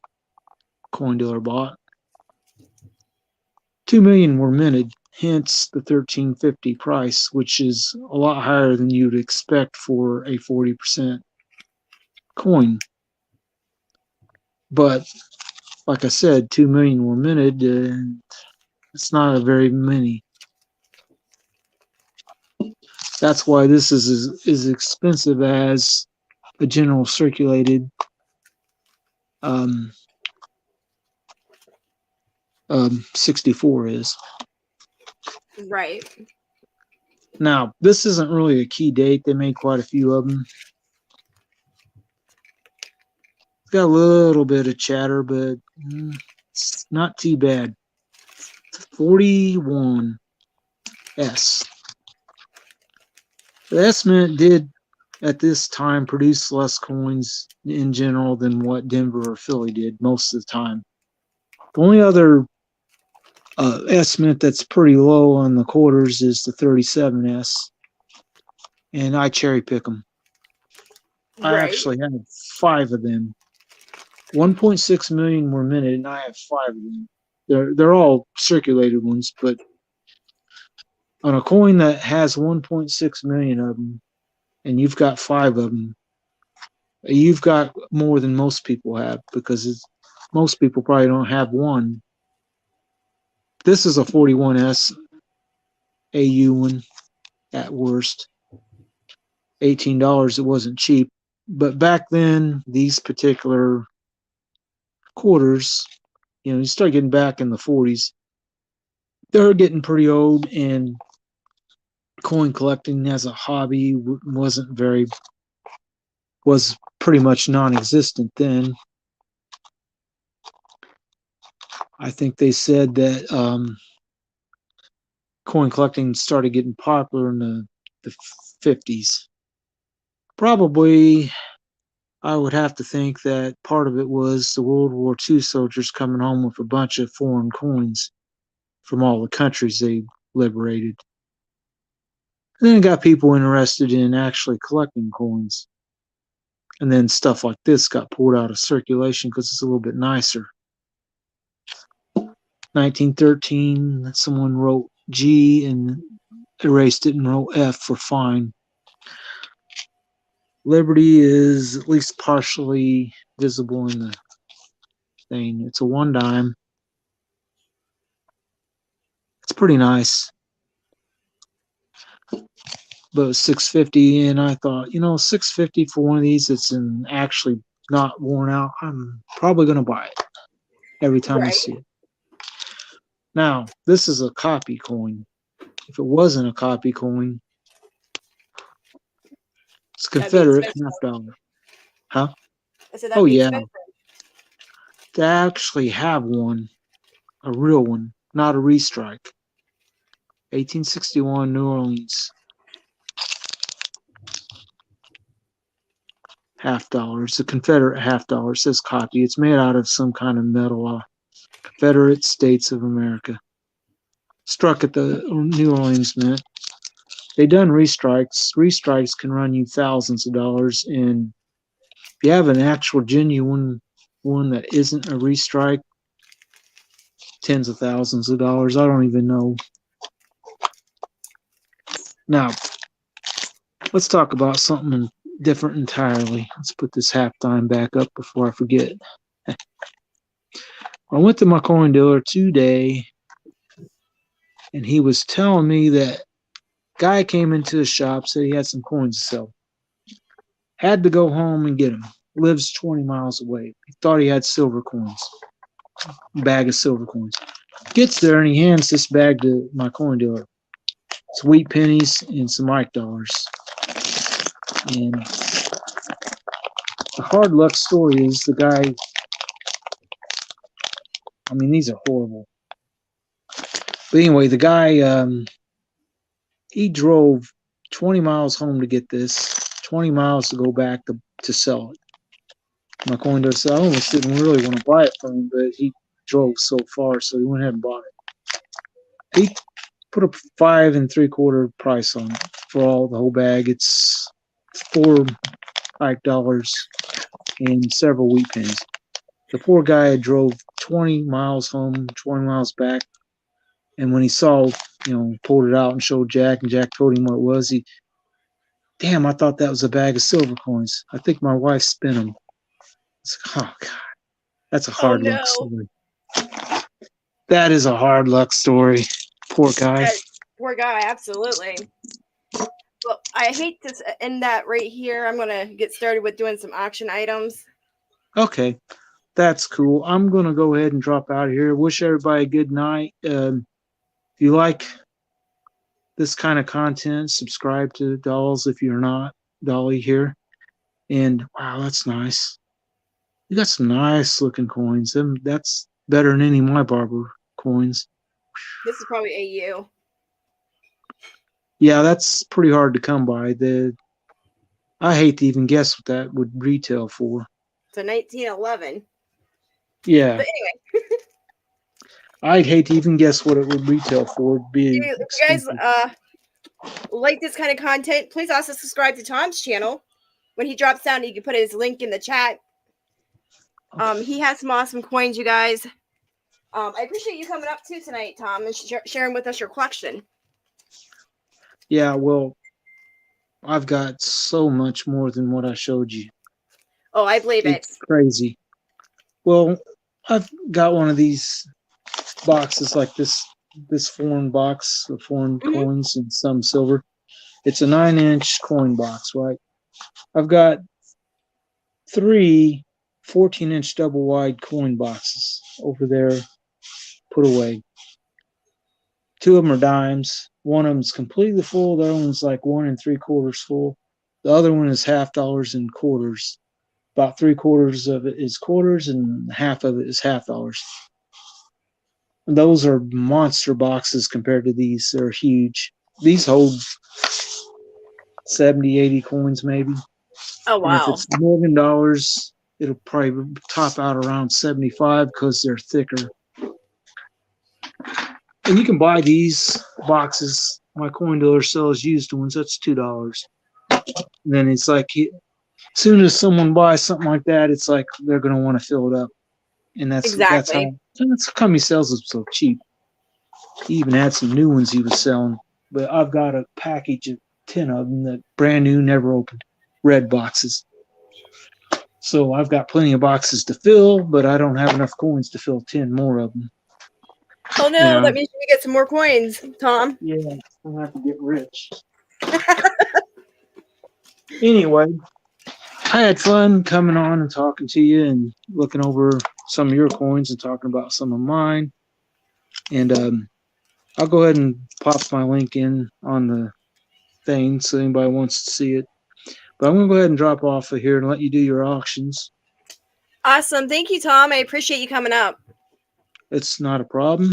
I didn't know if you had guests normally, but I've only guested on New Silver Stacker, one or two of his live events, and this guy in Britain, McDonald Boyan. He started making videos again.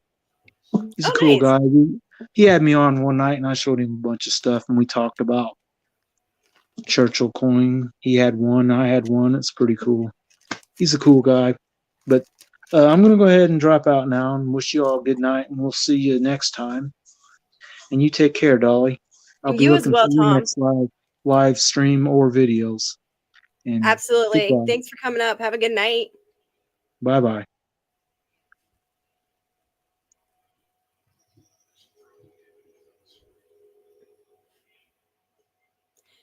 Anything under a penny, you can use the 1x1 flips and boxes and compress your collection. Oh, yeah, absolutely. Let me shut my door here so we don't get all kinds of background noises. All right, you guys. How are you tonight? That was awesome of Tom to come up and share his collection with us. He has a huge collection of coins.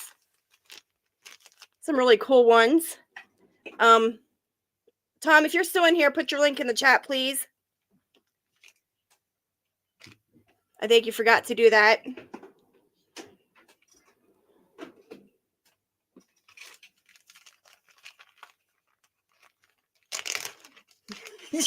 Your collections are tiny, or are we talking? Never mind, Shells. Never mind. Oh, there it is. All right, guys. He put his link in the chat below. If you want to learn about coins, he gives you all kinds of cool facts about the coins, and you can learn an awful lot from him. Spare Can Coins birthday.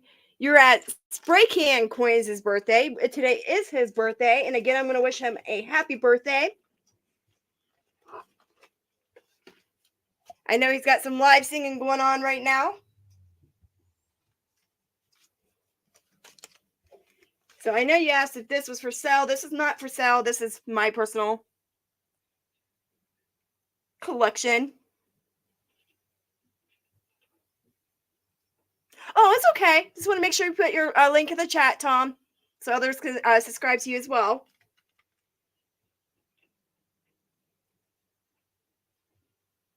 So this is in really great condition here. I know, right? Boo. Not for sale. We are going to do these right here. I'm going to start these. I know there's not a whole lot of people in here, so please, please, please share me out. If you share me out and you let me know you shared me out, I will add you to the 1 ounce silver giveaway. Every time I'm live and you share me out and you do that, you go on, you get added in again. So you can have unlimited entries. So this is a platinum set. Let me back this up a little bit. It has Michigan, Texas, Wisconsin, Iowa, and Florida. Shaw's mine and shared me out. Let me go check so I can add you.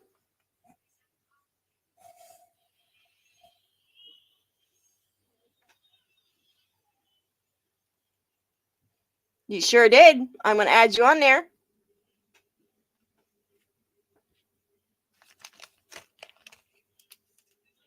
What did I just do with that? There it is. No, I didn't know that. These are not silver. I don't think. Hold on. Oh, these are layered in pure platinum.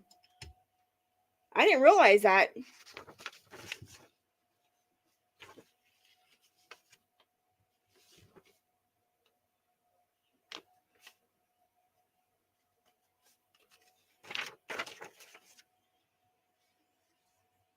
What, are these right here?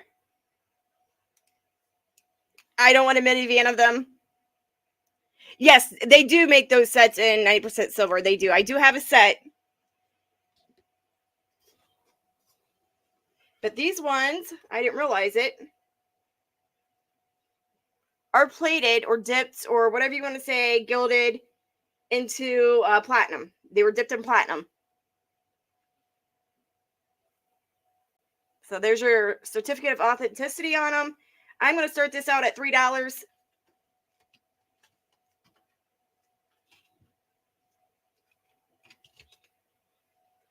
These are cases. You could buy these cases if you wanted to. They're not cheap cases, though. These are brilliant uncirculated. These are really nice.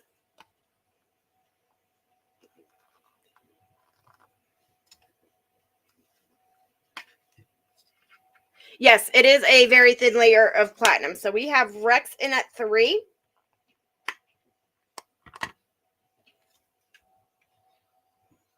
And let's see if this has any of the errors on the coins.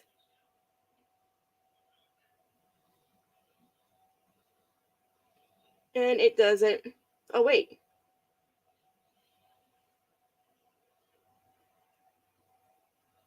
It's got a little die chip in the windows on this one right here.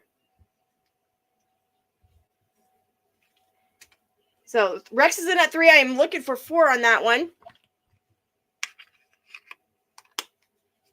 They go for more than that, but I'm kind of just letting it go. It's okay, Shaw. It's okay.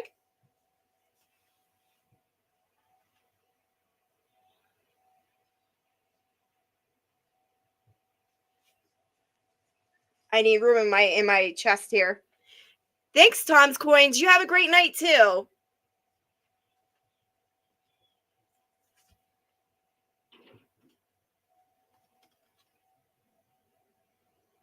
Oh, let's look at the Wisconsin real quick.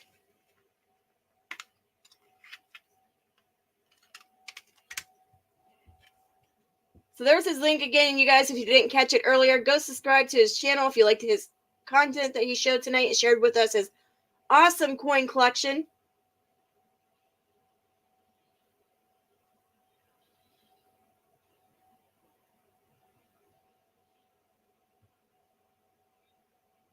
I don't see any errors on the Wisconsin one.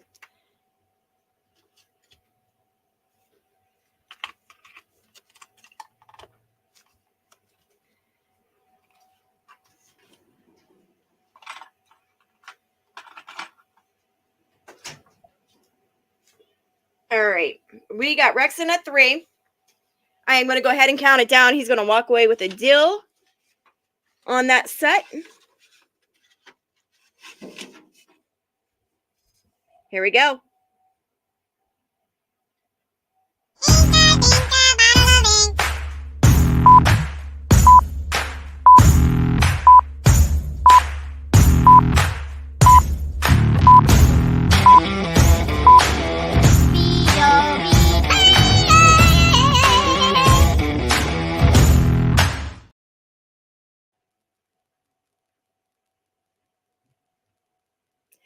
That's going to Rex. Congratulations, Rex. That is yours.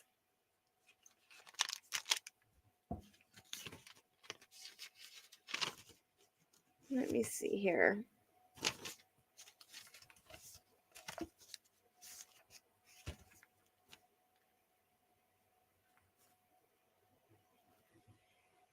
$2004 platinum quarter set went to Rex.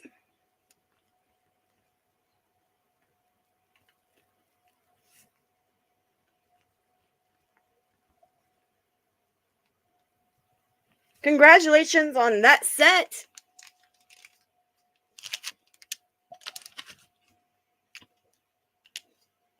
You're welcome. You're starting to get a big box, Rex.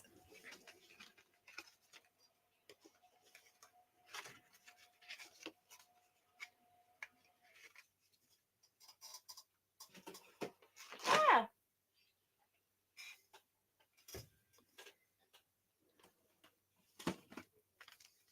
Okay. So this one, if I can get it to open up.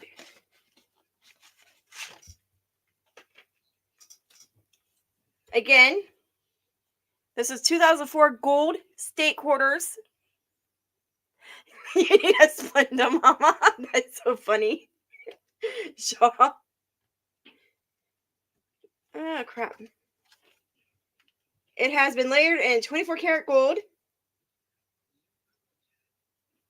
And this one is... Oh, this is the same set like the other one, but this one's in gold. Let's see if this one has the errors on it. What do I do with it?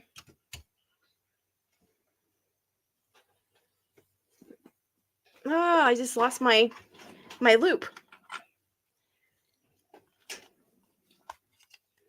I'm sorry, Shaw. Yes, I'm going to start this out at 3 too.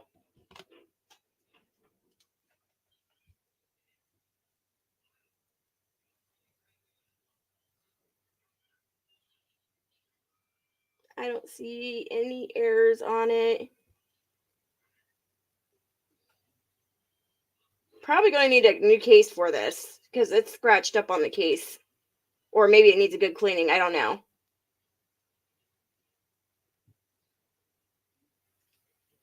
So there we go. Starting bid is 3 on this one. 3. You have a big box of Splenda. Oh my gosh.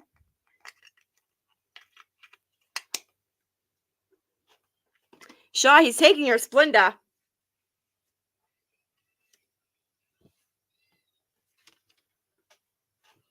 I think that's the only ones I have. What is that? Oh, that's a nice... Oh, that doesn't belong in there. Whew. Let's move that to the other box.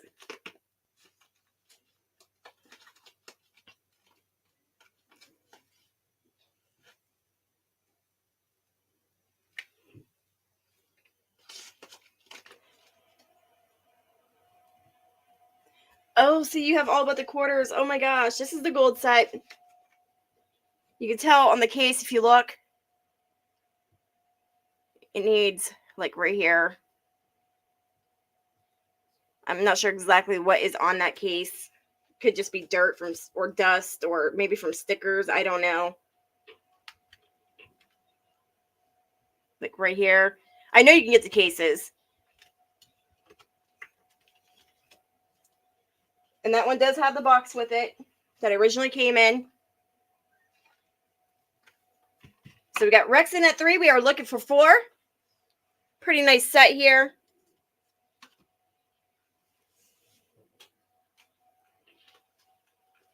Yeah, I don't have any more. That's it.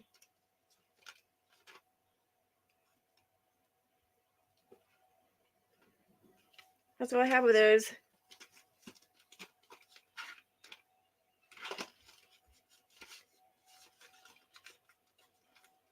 What is that? Oh, yeah. But does it mean I won't get any more? I'm just saying this right now. That's all I got. All right, we got Rex in at 3. We're going to count this down to Rex. Good luck, everyone. What? Oh, wait. Psych! Oh,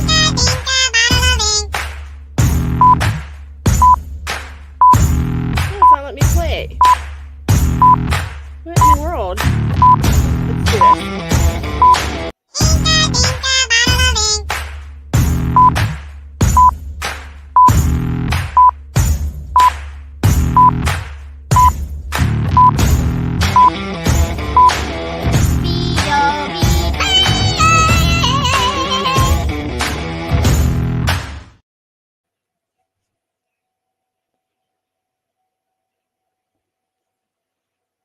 Congratulations, Rex. That's going in your box as well.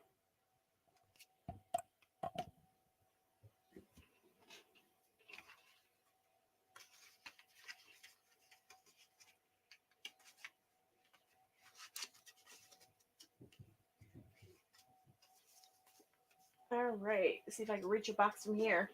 Oh, I got it.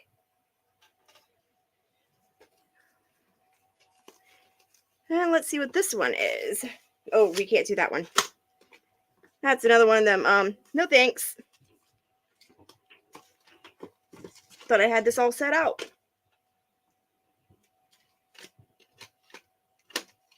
The kids must have been in here. What is this?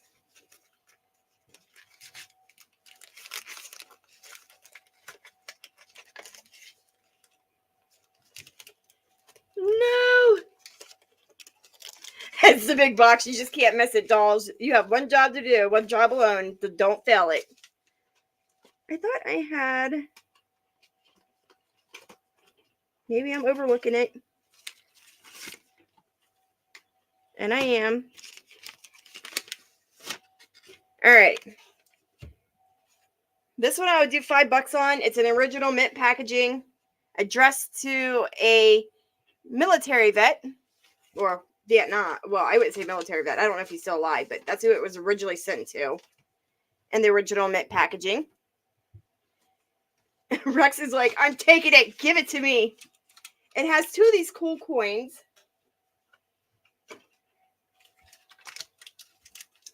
Sealed into this plastic. And coins of South Vietnam. Reynolds coins, Lee Hall, Virginia. So there's that one. And there's this one right here. So these are really cool. It has a guy out in the field working. Like, I think it's the rice fields. Both coins have that. So you get 4 of these.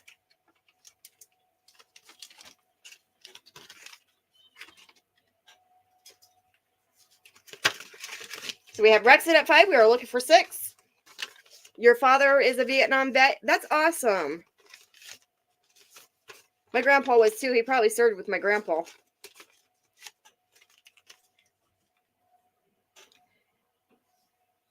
So if he's still with ya, tell him I said thank you for his service.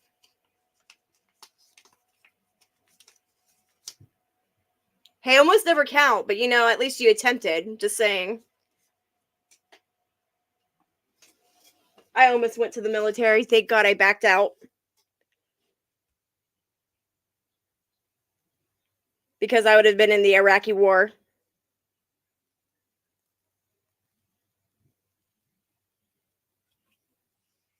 All right, we are going to count this down to Rex at 5. Here we go. Good luck, everyone. Well, wish him, tell him thank you for his service.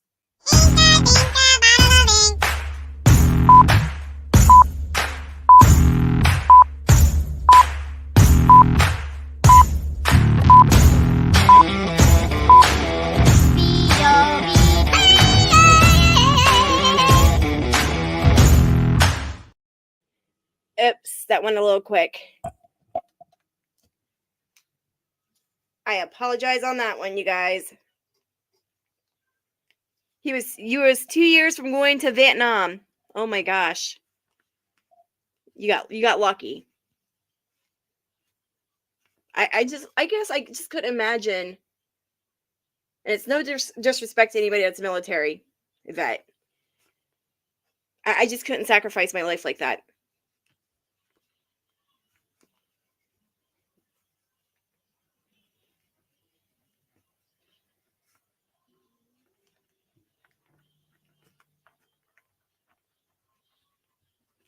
It's not something easy to do.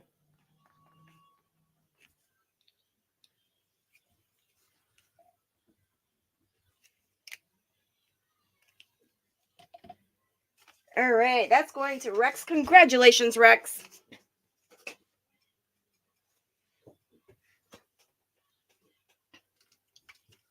All right, what's the next one? Let's see here.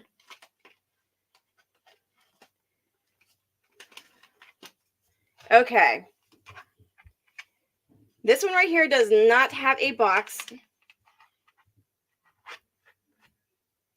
See, I went and I did all the testing. Passed ASVAB with flying colors. They were going to put me in a high ranking At the very last minute before I got sworn in, I chickened out and left the room and said, I can't do this. So I didn't go. He was too wild living in the mountains. Your stone hot house broke. Oh my gosh.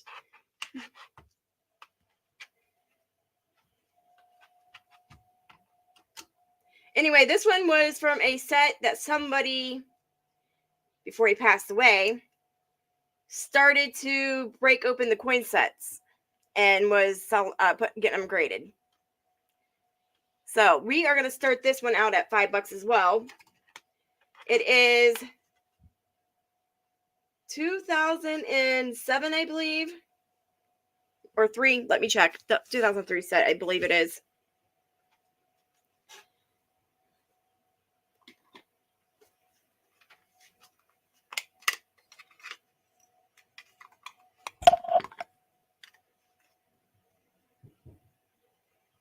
Hey, Kicks Coins. Welcome in.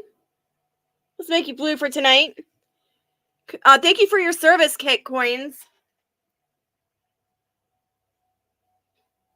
Okay, these are 2003s. So we got Rex in at 5. Shaw, if you don't mind doing modding, you can do it if you want to. What do you mean something's going on here? Is that you, Rex?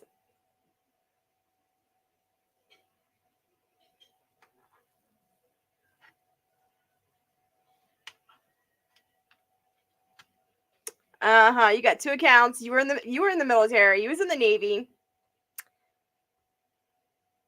Oh, okay. Okay. All right. All right. I thought that's who it was, Kit. I thought that was you. I didn't want to jump guns and assume here. Yeah, my brother did about 8 years in the military. And I couldn't do what he did because he was in the Iraqi. I just couldn't do it.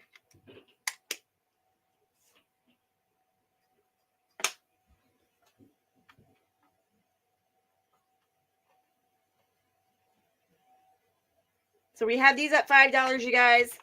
We got Rexon at 5. Cool piece. The person that owned them was breaking them out of the sets and passed away before he got through all of his sets, I guess. And this one was not done, and it didn't have the box, and part of the set was taken. So you don't get the full set. That's why it's starting it out pretty cheap. It does have the Sacagawea dollar. It does have the penny, the nickel, the dime, and the $50.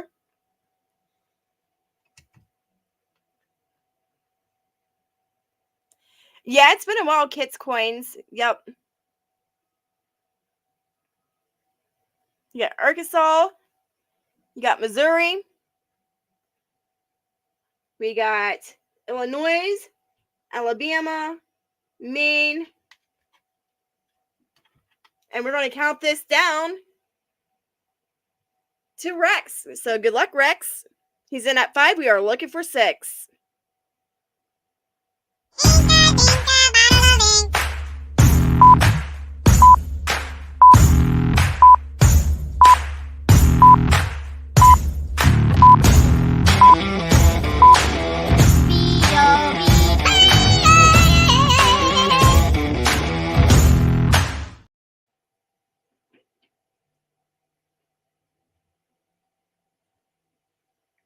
Congratulations, Rex. That's going to you.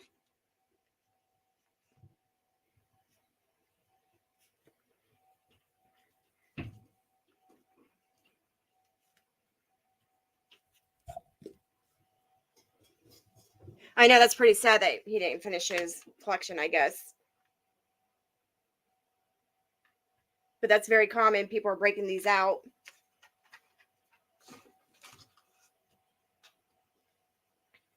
You're welcome.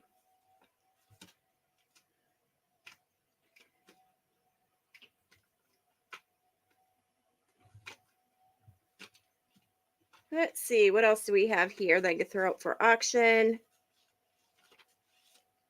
What is this?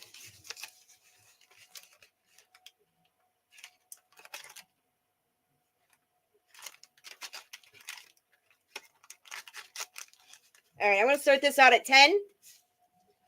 This is a 1970 in the original envelope. Back in the day, they paid $18 for this set.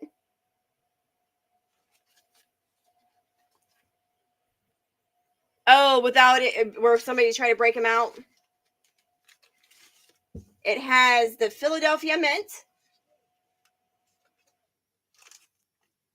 This is 40% silver.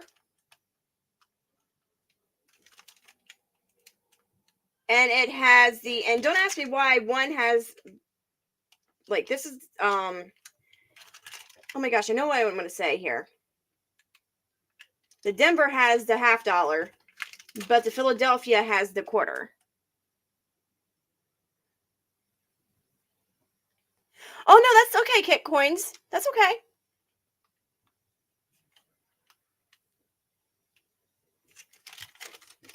The support is awesome and it's appreciated.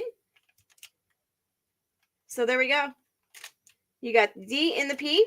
You got the original packaging along with the little original sliders. The packaging is not in the greatest, but it is the original packaging. So we got Rex in at 10. I am looking for 11.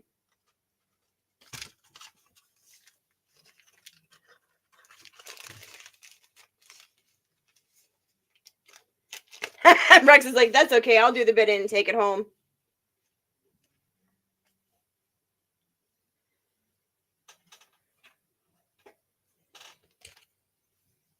Pretty cool set there.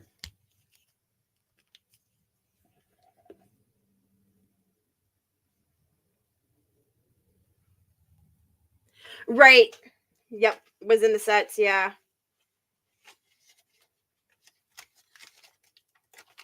Oh, yeah. And the proof sets. Not. This is really nice. Whoever had this took really good care of it.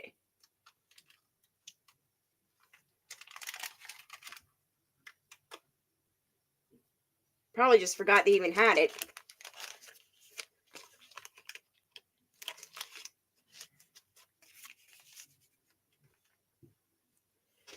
All right. We are going to count this down to Rex. He's just going to fill his box up and make out like a bandit. Here we go. Good luck, Rex.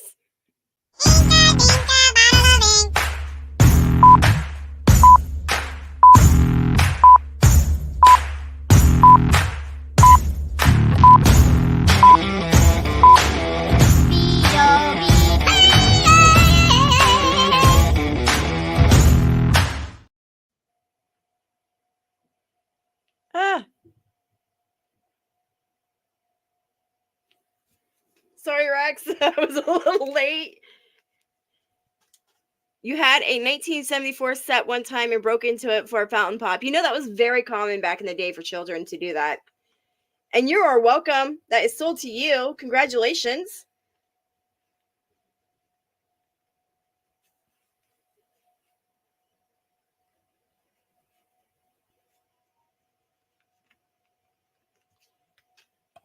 Make sure you guys are wishing Spray Can Coins a happy birthday.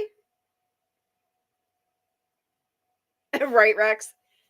So you can hop between my channel and Spray Cans. Wish him a happy birthday if you haven't done so already. Oh, yeah, that needs to go in your set. In your box.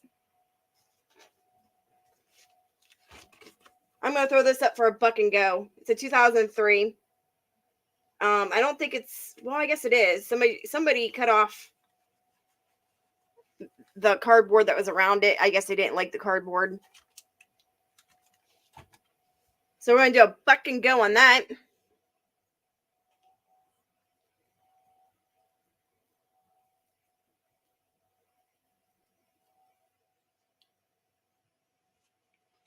It has a 2003, I believe this is Denver Mint because it's in the blue box.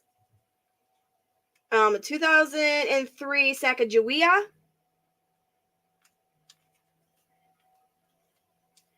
He's going to need one for sure.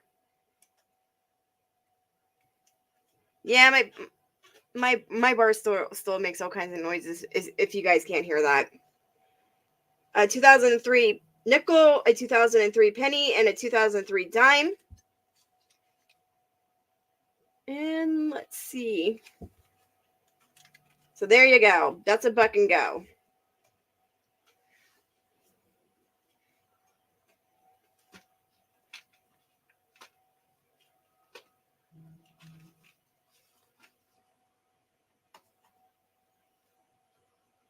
And if there's no interest on that,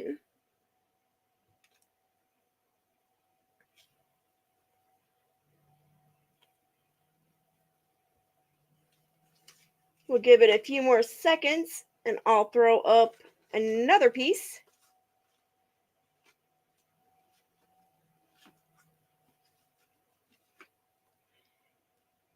Oh, it's a buck and go. Buck and go means that we're starting it out at $1.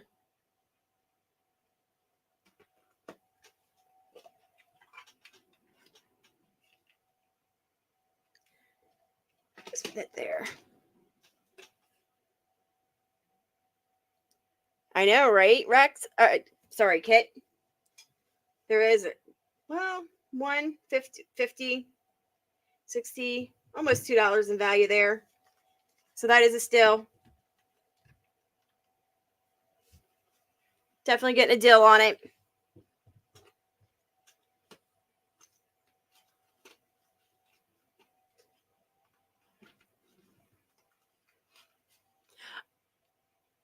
Shipping is $5, but that shipping, you can buy multiple items up until about, if you hit 7 ounces, that's when shipping goes up.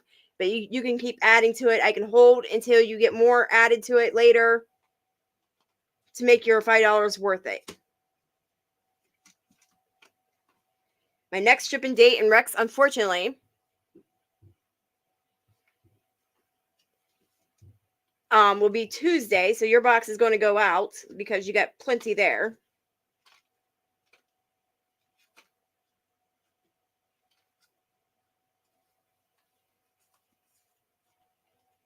Okay, to be fair, I did start it out at Buck and Go.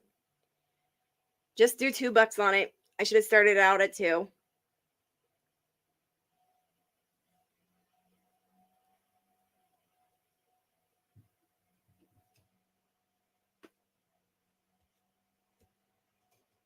So we are going to go ahead and counter down. Good luck.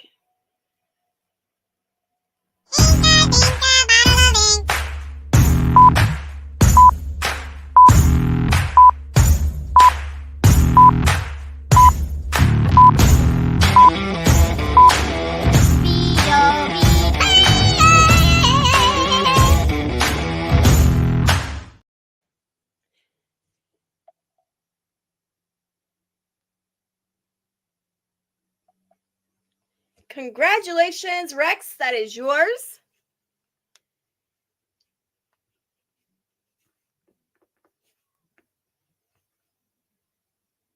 Hello, Anna. Welcome in. Glad to see you. Rex is taking a pallet home right now.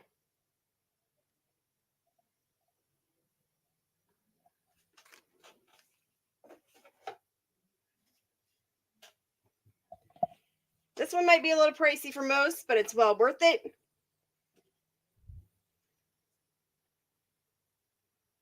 This is a 1929 $5 Federal Reserve bank note. We'll do a bin 75 on it. You got cookies, Anna? You didn't invite me for cookies? Oh, we're going to talk, Anna. Oh, you're fine, Rex. You're fine. So 75 on this. It does have a little... Oh, he's bringing the milk. Sweet. Now, Anna, you got to share some cookies with me because Rex brought the milk. Has a little goo and it's coming off very easily. Somebody had a big sticker on the back. So this is guaranteed genuine, PCS, stamps and coins. Just even have it authenticated costs some serious money. I'm not sure why that person did that instead of just went and got a straight grade. It was still probably grayed out fairly decent. It has like I wouldn't say like tears, but they're like little ripples. Oh, you have Oreos? Sweet, I'm coming. And then you have like a slight, well, I really can't say. Let me hold it up to the light. I wouldn't even say it's a fold. It looks like it, but it's not, because if you hold it up to the light, there's no fold.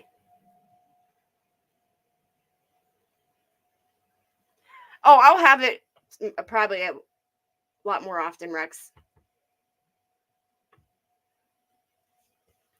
Well, Shaw does have soft cookies. So if you guys like soft cookies, go to his house.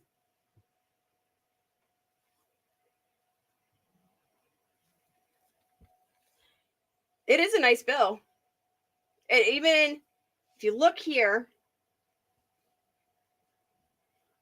has an ink error. You can see the printing on the front through the back of the bill, with even with no light.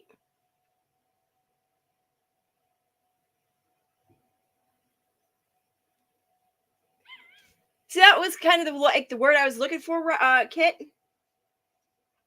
But it didn't. It's not even, because if it was wet, it would even show the wet spots. Like, have you ever seen a $2 bill where they spit all over it back in the days? If you look at one of those and compare it to this, it doesn't have that wet look to it. Probably just lighting. Yes, Anna, I like your email. So this looks like it's dry, but it's like, I don't know how to explain it. Because it's not folded. There's no folds. How you can tell that is by you hold it like this to the light. And you'll see the line marks if it was folded. Hey, Bigfoot, welcome in.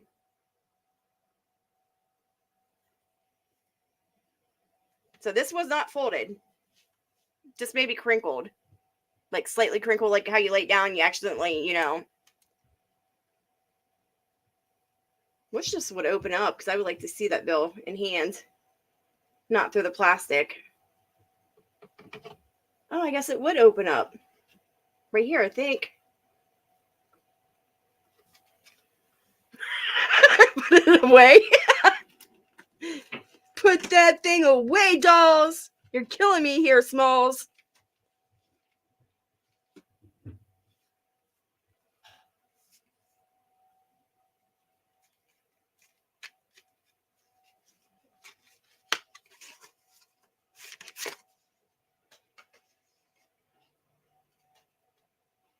All right, we're going to pass on that one. Oh, how's this open? All right.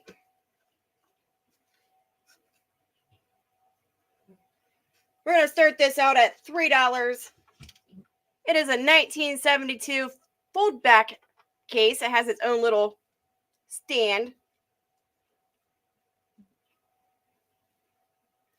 It has a 1977 Kennedy, 1977 Ike, the quarter, the nickel, the penny, and the dime. Let's flip it over.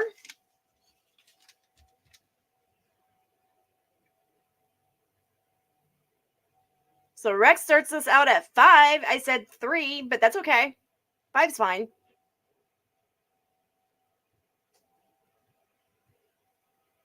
Hey, Cody, welcome in.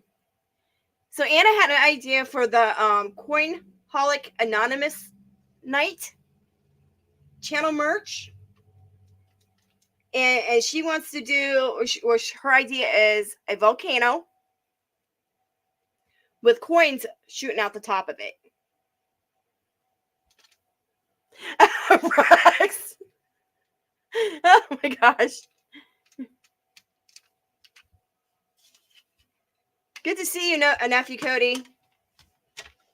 How are you and your mom and your dad?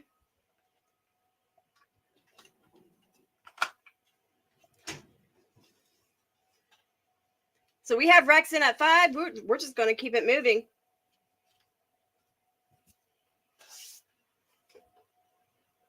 We are going to count it down. Awesome, Cody.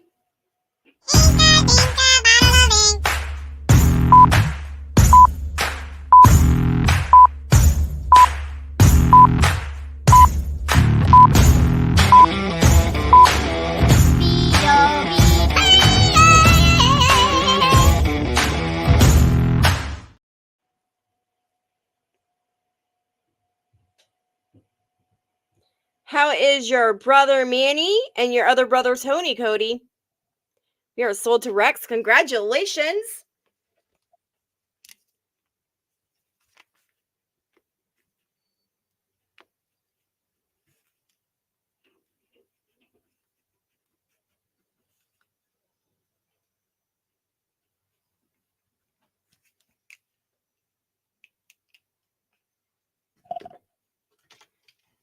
That is an awesome pickup. And it even has the original mint box to go with it, too. So that's awesome. They're doing good.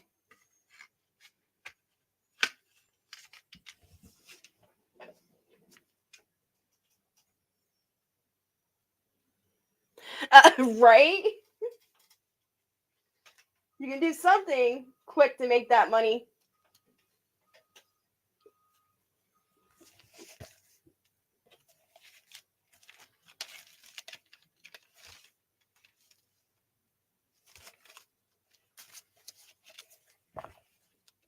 Ah, if I can get a hold of it.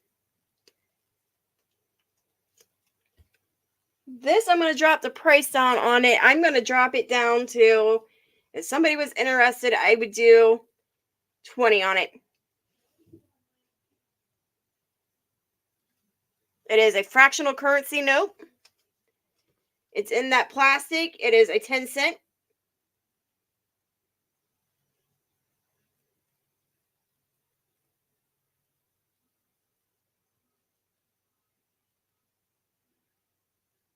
Your bro gonna be in auction. Oh, it's okay.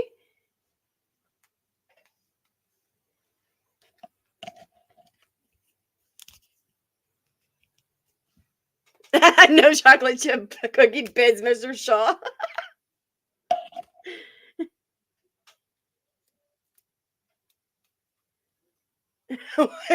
You know, I can always bring stuff back later. It's not a big deal. 5 cookies. I'm gonna need 3 dozen cookie Shaws. $20 on that. Normally it's 30. Just because I need room in my drawer for more coins. I have tons more coins coming. I'm trying to bulk up so I don't have to do auctions for a while, but I'm running out of room in my drawers. Oh my gosh, that doesn't even sound right. Never mind.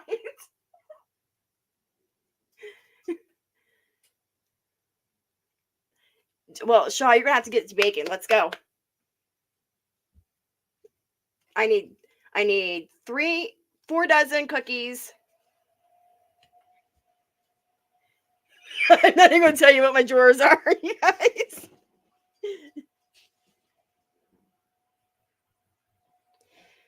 I do have some walkers coming in. I don't have any now, but I do have walkers coming in. That's why I was trying to make room in my coin drawers, so I can get that stuff prepared when it gets here. Yeah, it will be late next week when I pick some up Kit's coins. So this is $20 if you wanted it.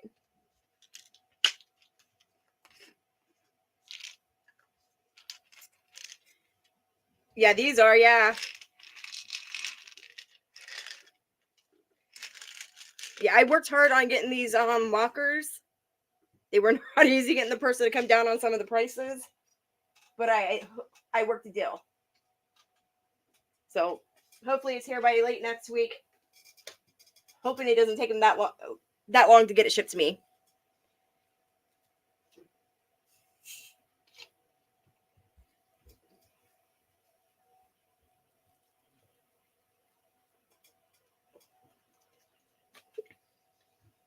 I do have PayPal, yes. friends and family only.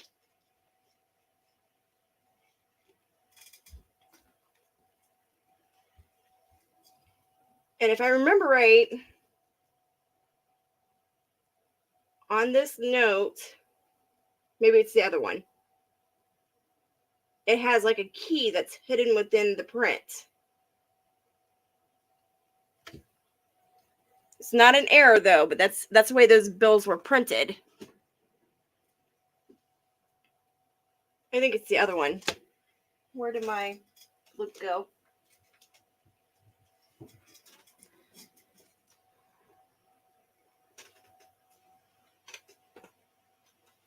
My loop. Where is my loop? Just to be sure.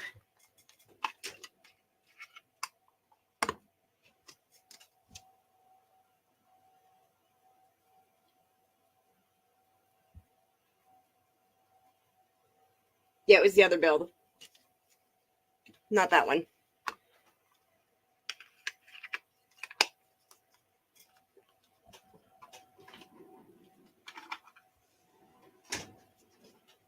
Yeah, the other one is it's a 10-cent piece. It has a dude on it. And if you look, like it's right in here. It looks like there's a little skeleton key.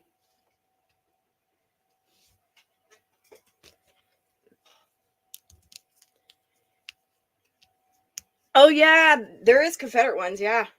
All right, we're going to pass on that one.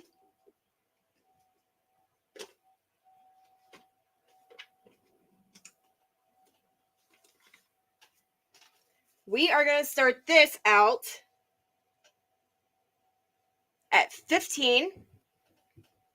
That is a 1 ounce silver round. It is a South Fork Dam. This was a round that was for, there's history behind it. The Johnstown flood in Pennsylvania on May 31st, 1981. It depicts the Schultz House made in Union Streets. It is the 100th anniversary of the Johnstown flood. So this is a 1 ounce silver round. Here's the back. It is starting to tone. If you didn't notice that on the front, it's like you can see it right through here.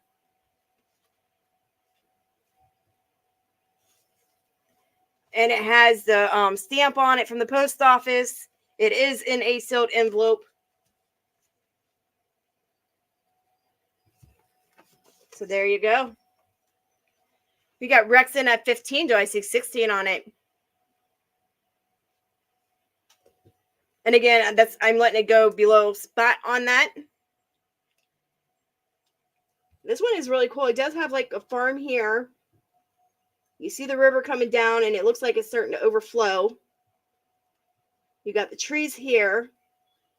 So this was like in remembrance to the flooding of 1889.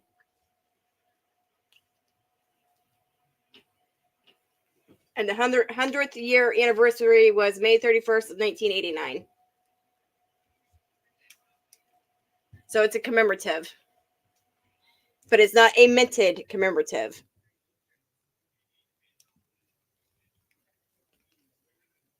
And that was sponsored by the Johnstown Junior Stamp Club. All right, if there is no other interest, we are going to count this one down. Here we go. Good luck.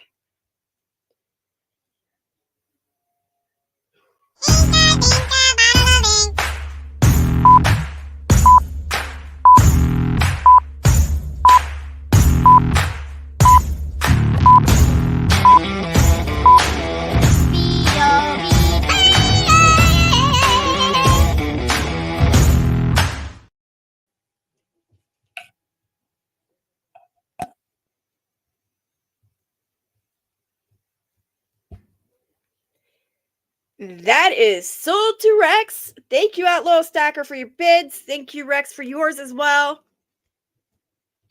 You got a steal on that one. Rex, you can't snipe me. Try again, brother.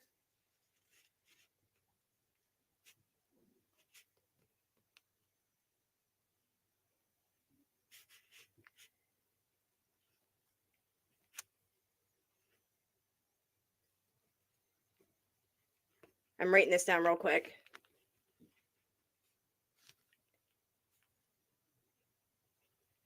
Well, I was like, I'm trying to save you some money, Rex. Yeah, I have. When you have the pets that I have, for some reason you think it's wintertime, those flies will be gone, but they eat fruits and vegetables, and then you get those flies because of it. And I'm close to their room. So.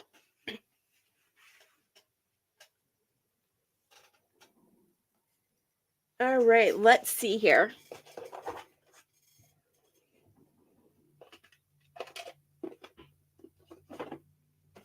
What is that? We'll throw this up at a buck and go.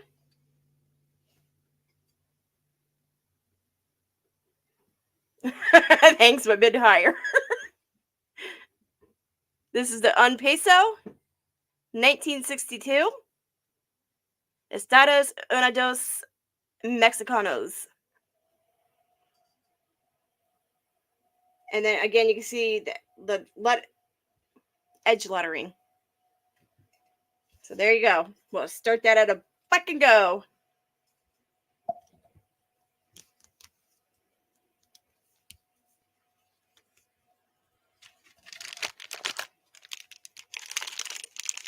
And it is silver, but it's just not a very high content of silver. Stocking stuffer, exactly. Somebody would like to have that in their collection. Rex, that's when you walk up to your boss and you tell him you have like 15 pockets and only one of them's filled and you need to fill them all up, so you need a raise. So I guess you would say that to SSI. But no, what you do is you find a boss and you tell him that. You say you need a job because you need to fill up, your pockets. I forgot you were your own boss, Rex. You still got 3 more. 3 more pockets, Rex. Keep trying. Check your other pocket. There might be some more money in it.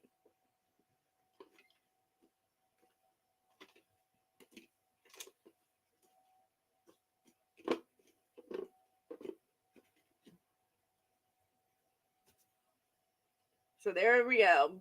If there's no interest, I'll bring it back.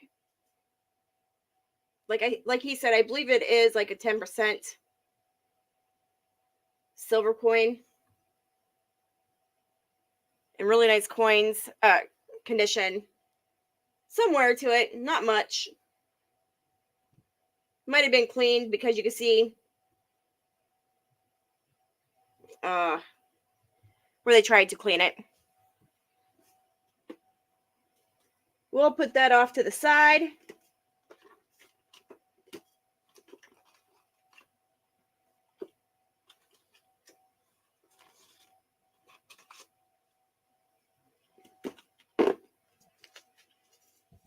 Just so you know, I do have these kind of dollars here. They are not cheap because these are in really nice, I guess you would call them EPQ with whatever grade you got on them, because it's made of good quality paper. It's not thin, it's not flimsy. It holds out straight even with these right here.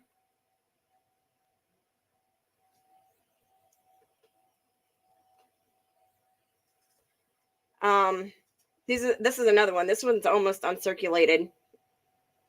That one's a really nice one. That one does not have no folds.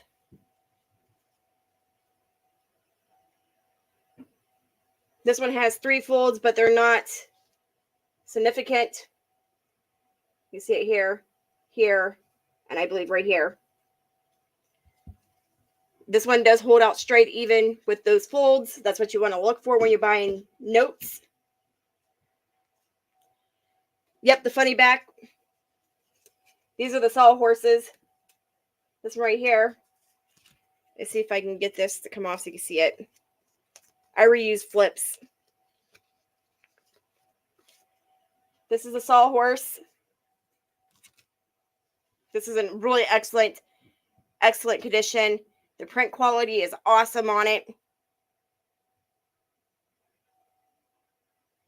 Real nice, deep, dark print.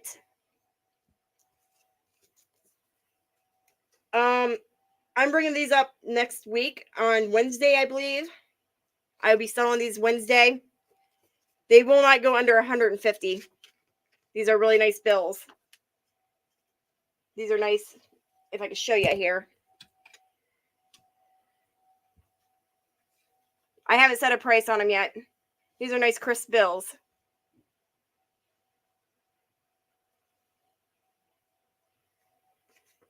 Even with the folds in them, which means they didn't really fold them hard. They were not harsh folds.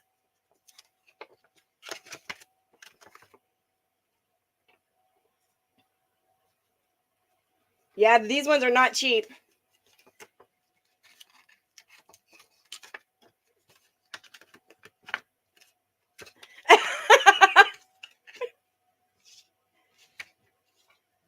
I think even in worse condition, they go at 150, and this is in better condition than good.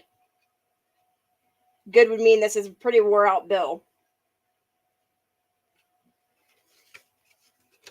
And these are much better than good.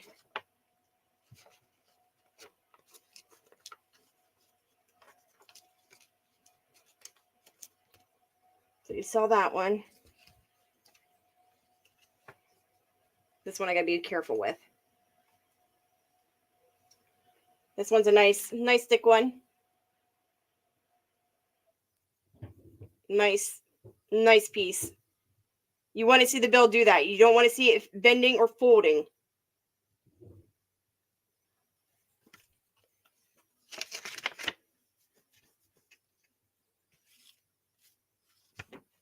Because you see that bending and folding, that takes away a lot of value.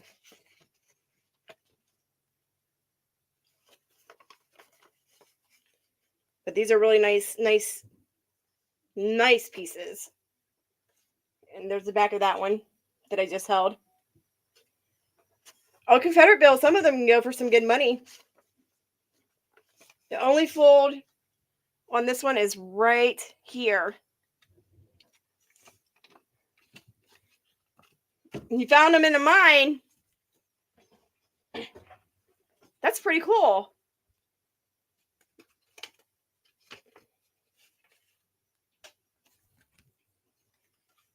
Like with this one right here. If I hold it up here and you don't see no bending or folding, that's a good sign. Because that means this didn't really affect it.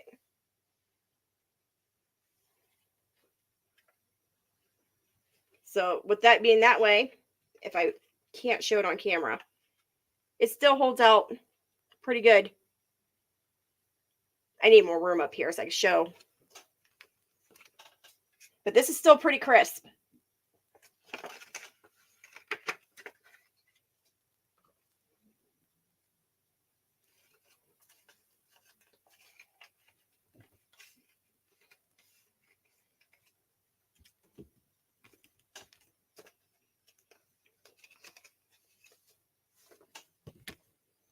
Yeah, so when you're testing a bill for its quality, you want to hold it either in the middle and check and you also want to check on the ends by holding it like this.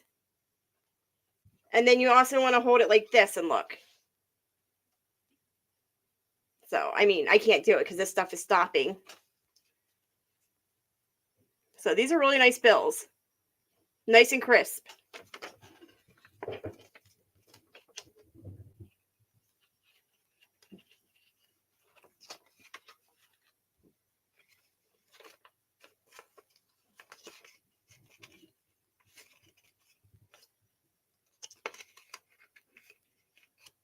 I need to get new hoarders because I keep reusing the same ones.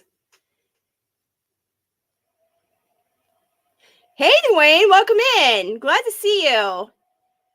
I'm actually looking at my cup in your eyes so you don't have to look.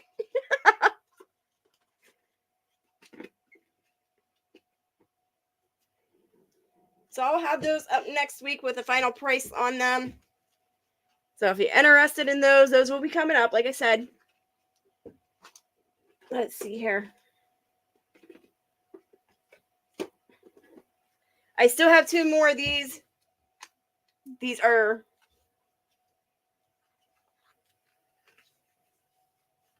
The uncirculated $2 bills in a padded holder with a COA. If you guys are interested, they're $10 each plus ship if you don't have a box already.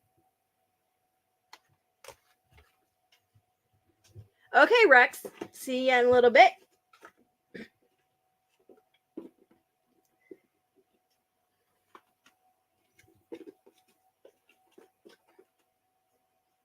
Let's see here. What else do I have up here coming up? I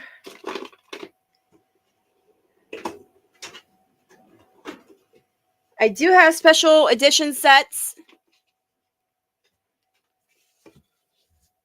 The limited edition silver-proof sets, if anybody's interested in them. Each one do have their own prices on them. I have a 2016. I have a 2012. And a 2021.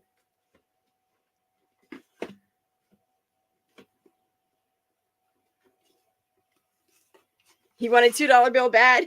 I hear you, Shaw. I went through my collection to see if I could find some of my other ones that weren't in the greatest condition that I can give you guys, but I don't have any.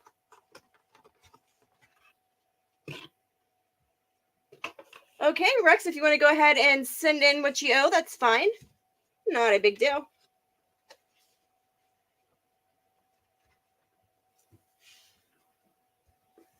But we have this cool piece, all silver. So you can get an idea what is in these limited edition silver-proof sets.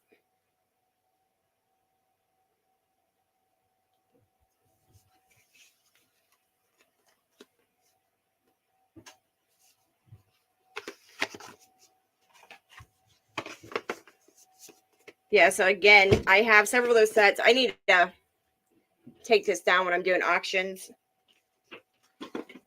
and utilize that space so you can see the sets better.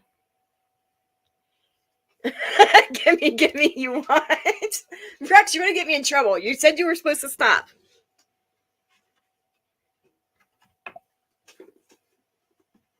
They're not cheap sets. I know one of them is $250, and I believe it's a 2022 or 21.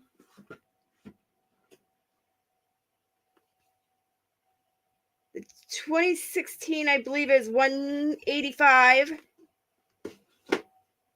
And the 2012 is $205. So they're not cheap sets.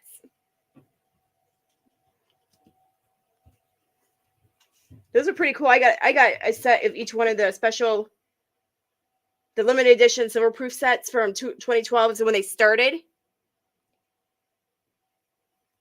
Oh, you're talking to one of your pockets. Give me that money pocket now. I have them from, like I said, 2012 in my own personal set all the way up to 2022. So those are really nice sets. And those sets do just keep going up in value. They do not go down. Not very much. I'm going to have these priced out a little bit better. All the Peace and Morgans that I have for sale. Instead of trying to look them up. I was trying to work on it a little bit today. And I didn't get to it. So.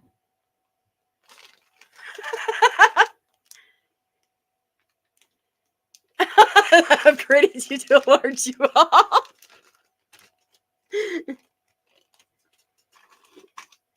I don't know if anybody gets into fancy serial numbers. I do have that $1 set that are Star Notes sequential.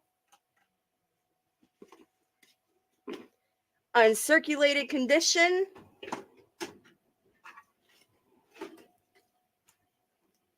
And I think I've showed videos on that already. If you haven't seen that video, you need to go back and watch it.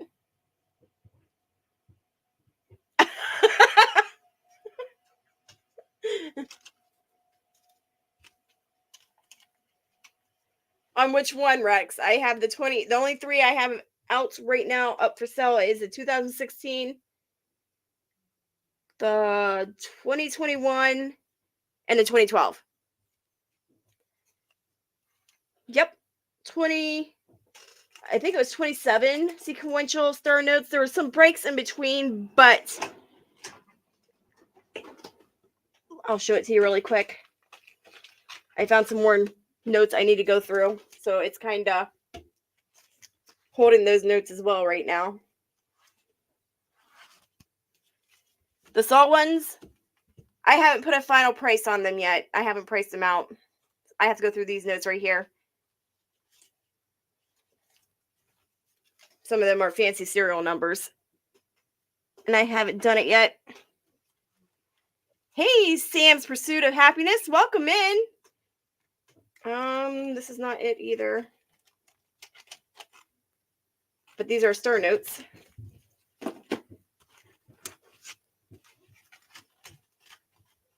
So, like, I think this is it. This is the book. Yeah, so 401, 402, 403, 410, 411, 412, 413, 414, 415. They're all star notes. 419, 420. Hey, there's a 420 note.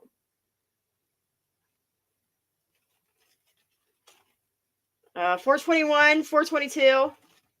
And this one's actually an ink error where it bled through ink error. You can see that one perfect. 23, 24. Then it jumps to 89, 90, 91, 92, 93. Then it continues over here to 94.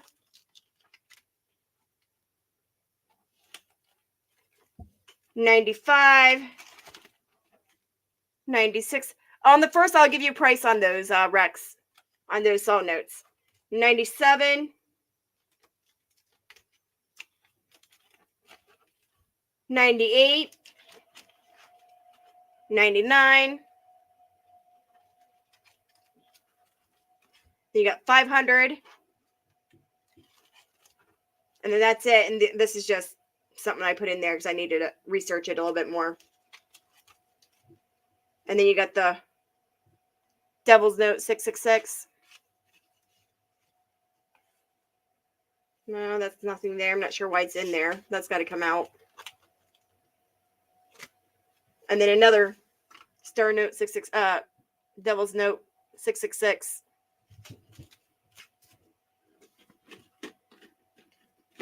Wait till you see this one, Dwayne.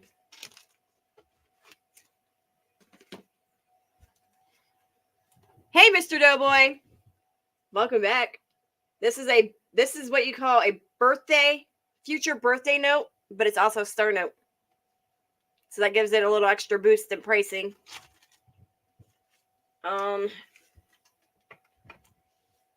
This is just a star note, but this was not worth maybe $3 for it. This is uncirculated 2017 note. This one's a star note, low serial number star note. This one, low serial number. Not enough to really make it worth a whole lot. I need more zeros behind it. This right here is a star note, but it's also a sequential, I believe. Oh, wait, that's not it. But this is a star note, uncirculated. Another star note, uncirculated.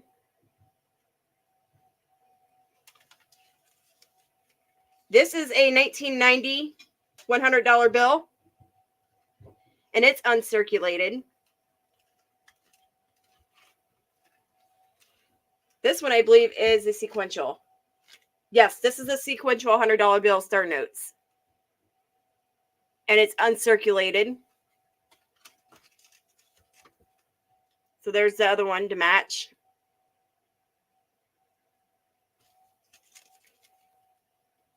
This one right here is a unique number set. It's 66552244. So it's a double quad.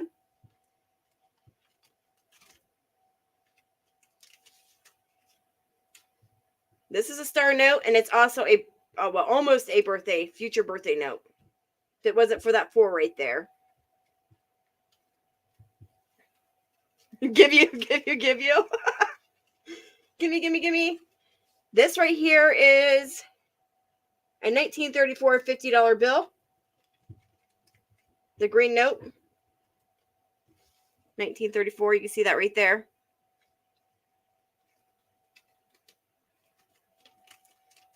So there we go.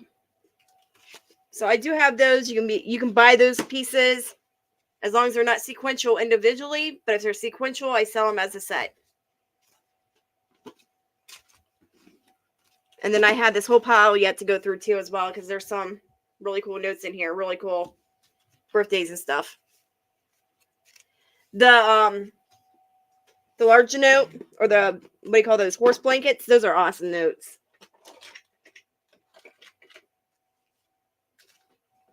Try to get one that was extremely nice, and somebody outbidding me on it, and I should have bid one more time, because for the price that was going for it was still quite low, and I didn't bid again, so I got screwed out of it.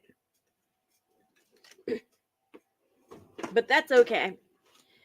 I do have,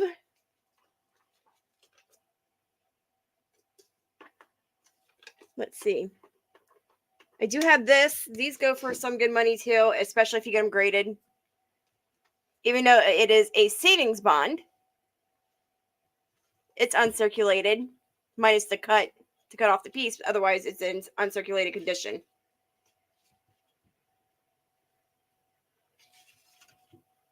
So, and that's from, what year is that from? 1878. So for that old and not even a fold in it, that's excellent.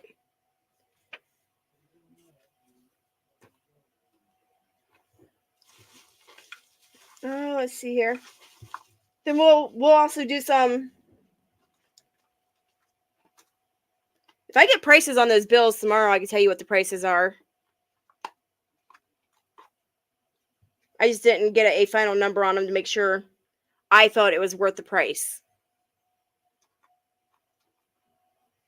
Because if it doesn't seem fair and I paid too much, then I'm not selling them. On those horse blankets. The sawhorses, no matter what, all day long, they go for over 150 at the condition they're in.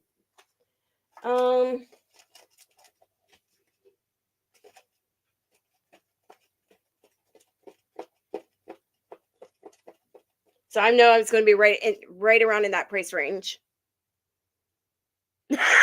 Right, Rex?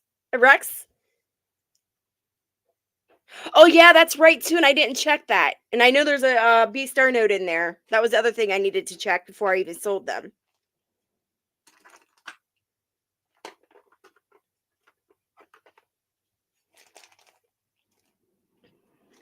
So we have those coming up. Like I said, I've got to make tons of room, so kind of let things go at cost.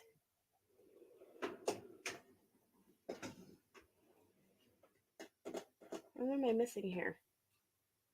I thought there was more I was going to show you coming up. I guess I have to go through all my coins. Hey, Kane, how are you? Anyway, there we go. I am going to call it a night. It is late. I'm never on this long at night.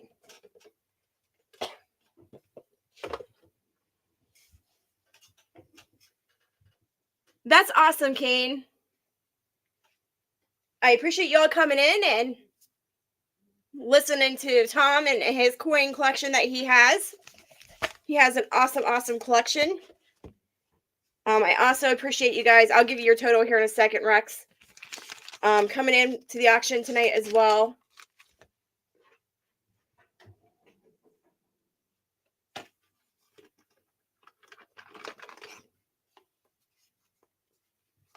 I know I kind of blocked your view seeing all the other good stuff. And that's good, Kane.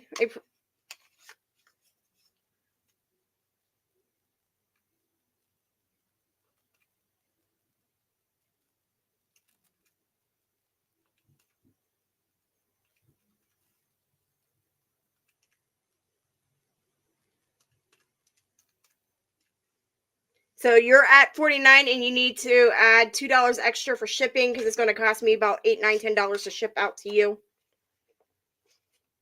Oh, that's fine, Rex. I'm just letting you know. So it's $49, add two more dollars to your shipping as well. Because you got a pretty big box.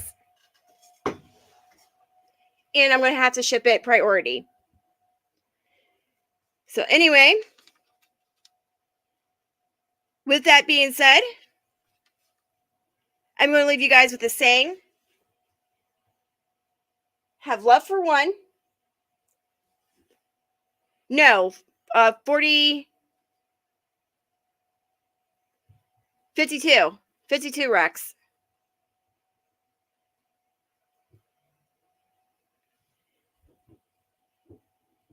All right, so with that being said, have love for one. Friendships for many. Oh, before I even end it, I forgot. I do need to make mention of this. So I am doing a contest for the person to come up with the best coin slogan for the Coinsaholic Anonymous on Mondays for a 1 ounce silver giveaway to the winner. And then at the end of the month, I'm also doing a 1 ounce silver giveaway to everyone that has shared me out. So whoever is the winner of that will be giving away a 1 ounce silver coin to the winner for sharing me out. Also, if I reach 1K, which I highly doubt I'm going to, but I'm pretty close. I'm 69 away from 1K. And if I hit that before the end of this month, we are doing a very awesome giveaway.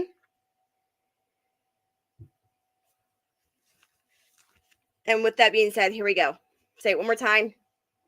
Also, if you're going to enter the contest for the slogan for the Coinaholics Anonymous chats for Mondays, make sure you send me an email and put on it slogan in the title, and then put your slogan in the message of the email. If you do not submit that way, you cannot enter the contest. You just got to make it fair for everybody. All right, that's it. Thank you, guys. Have love for one, friendships for many. And with that being said, blessings for all. Thanks for coming tonight.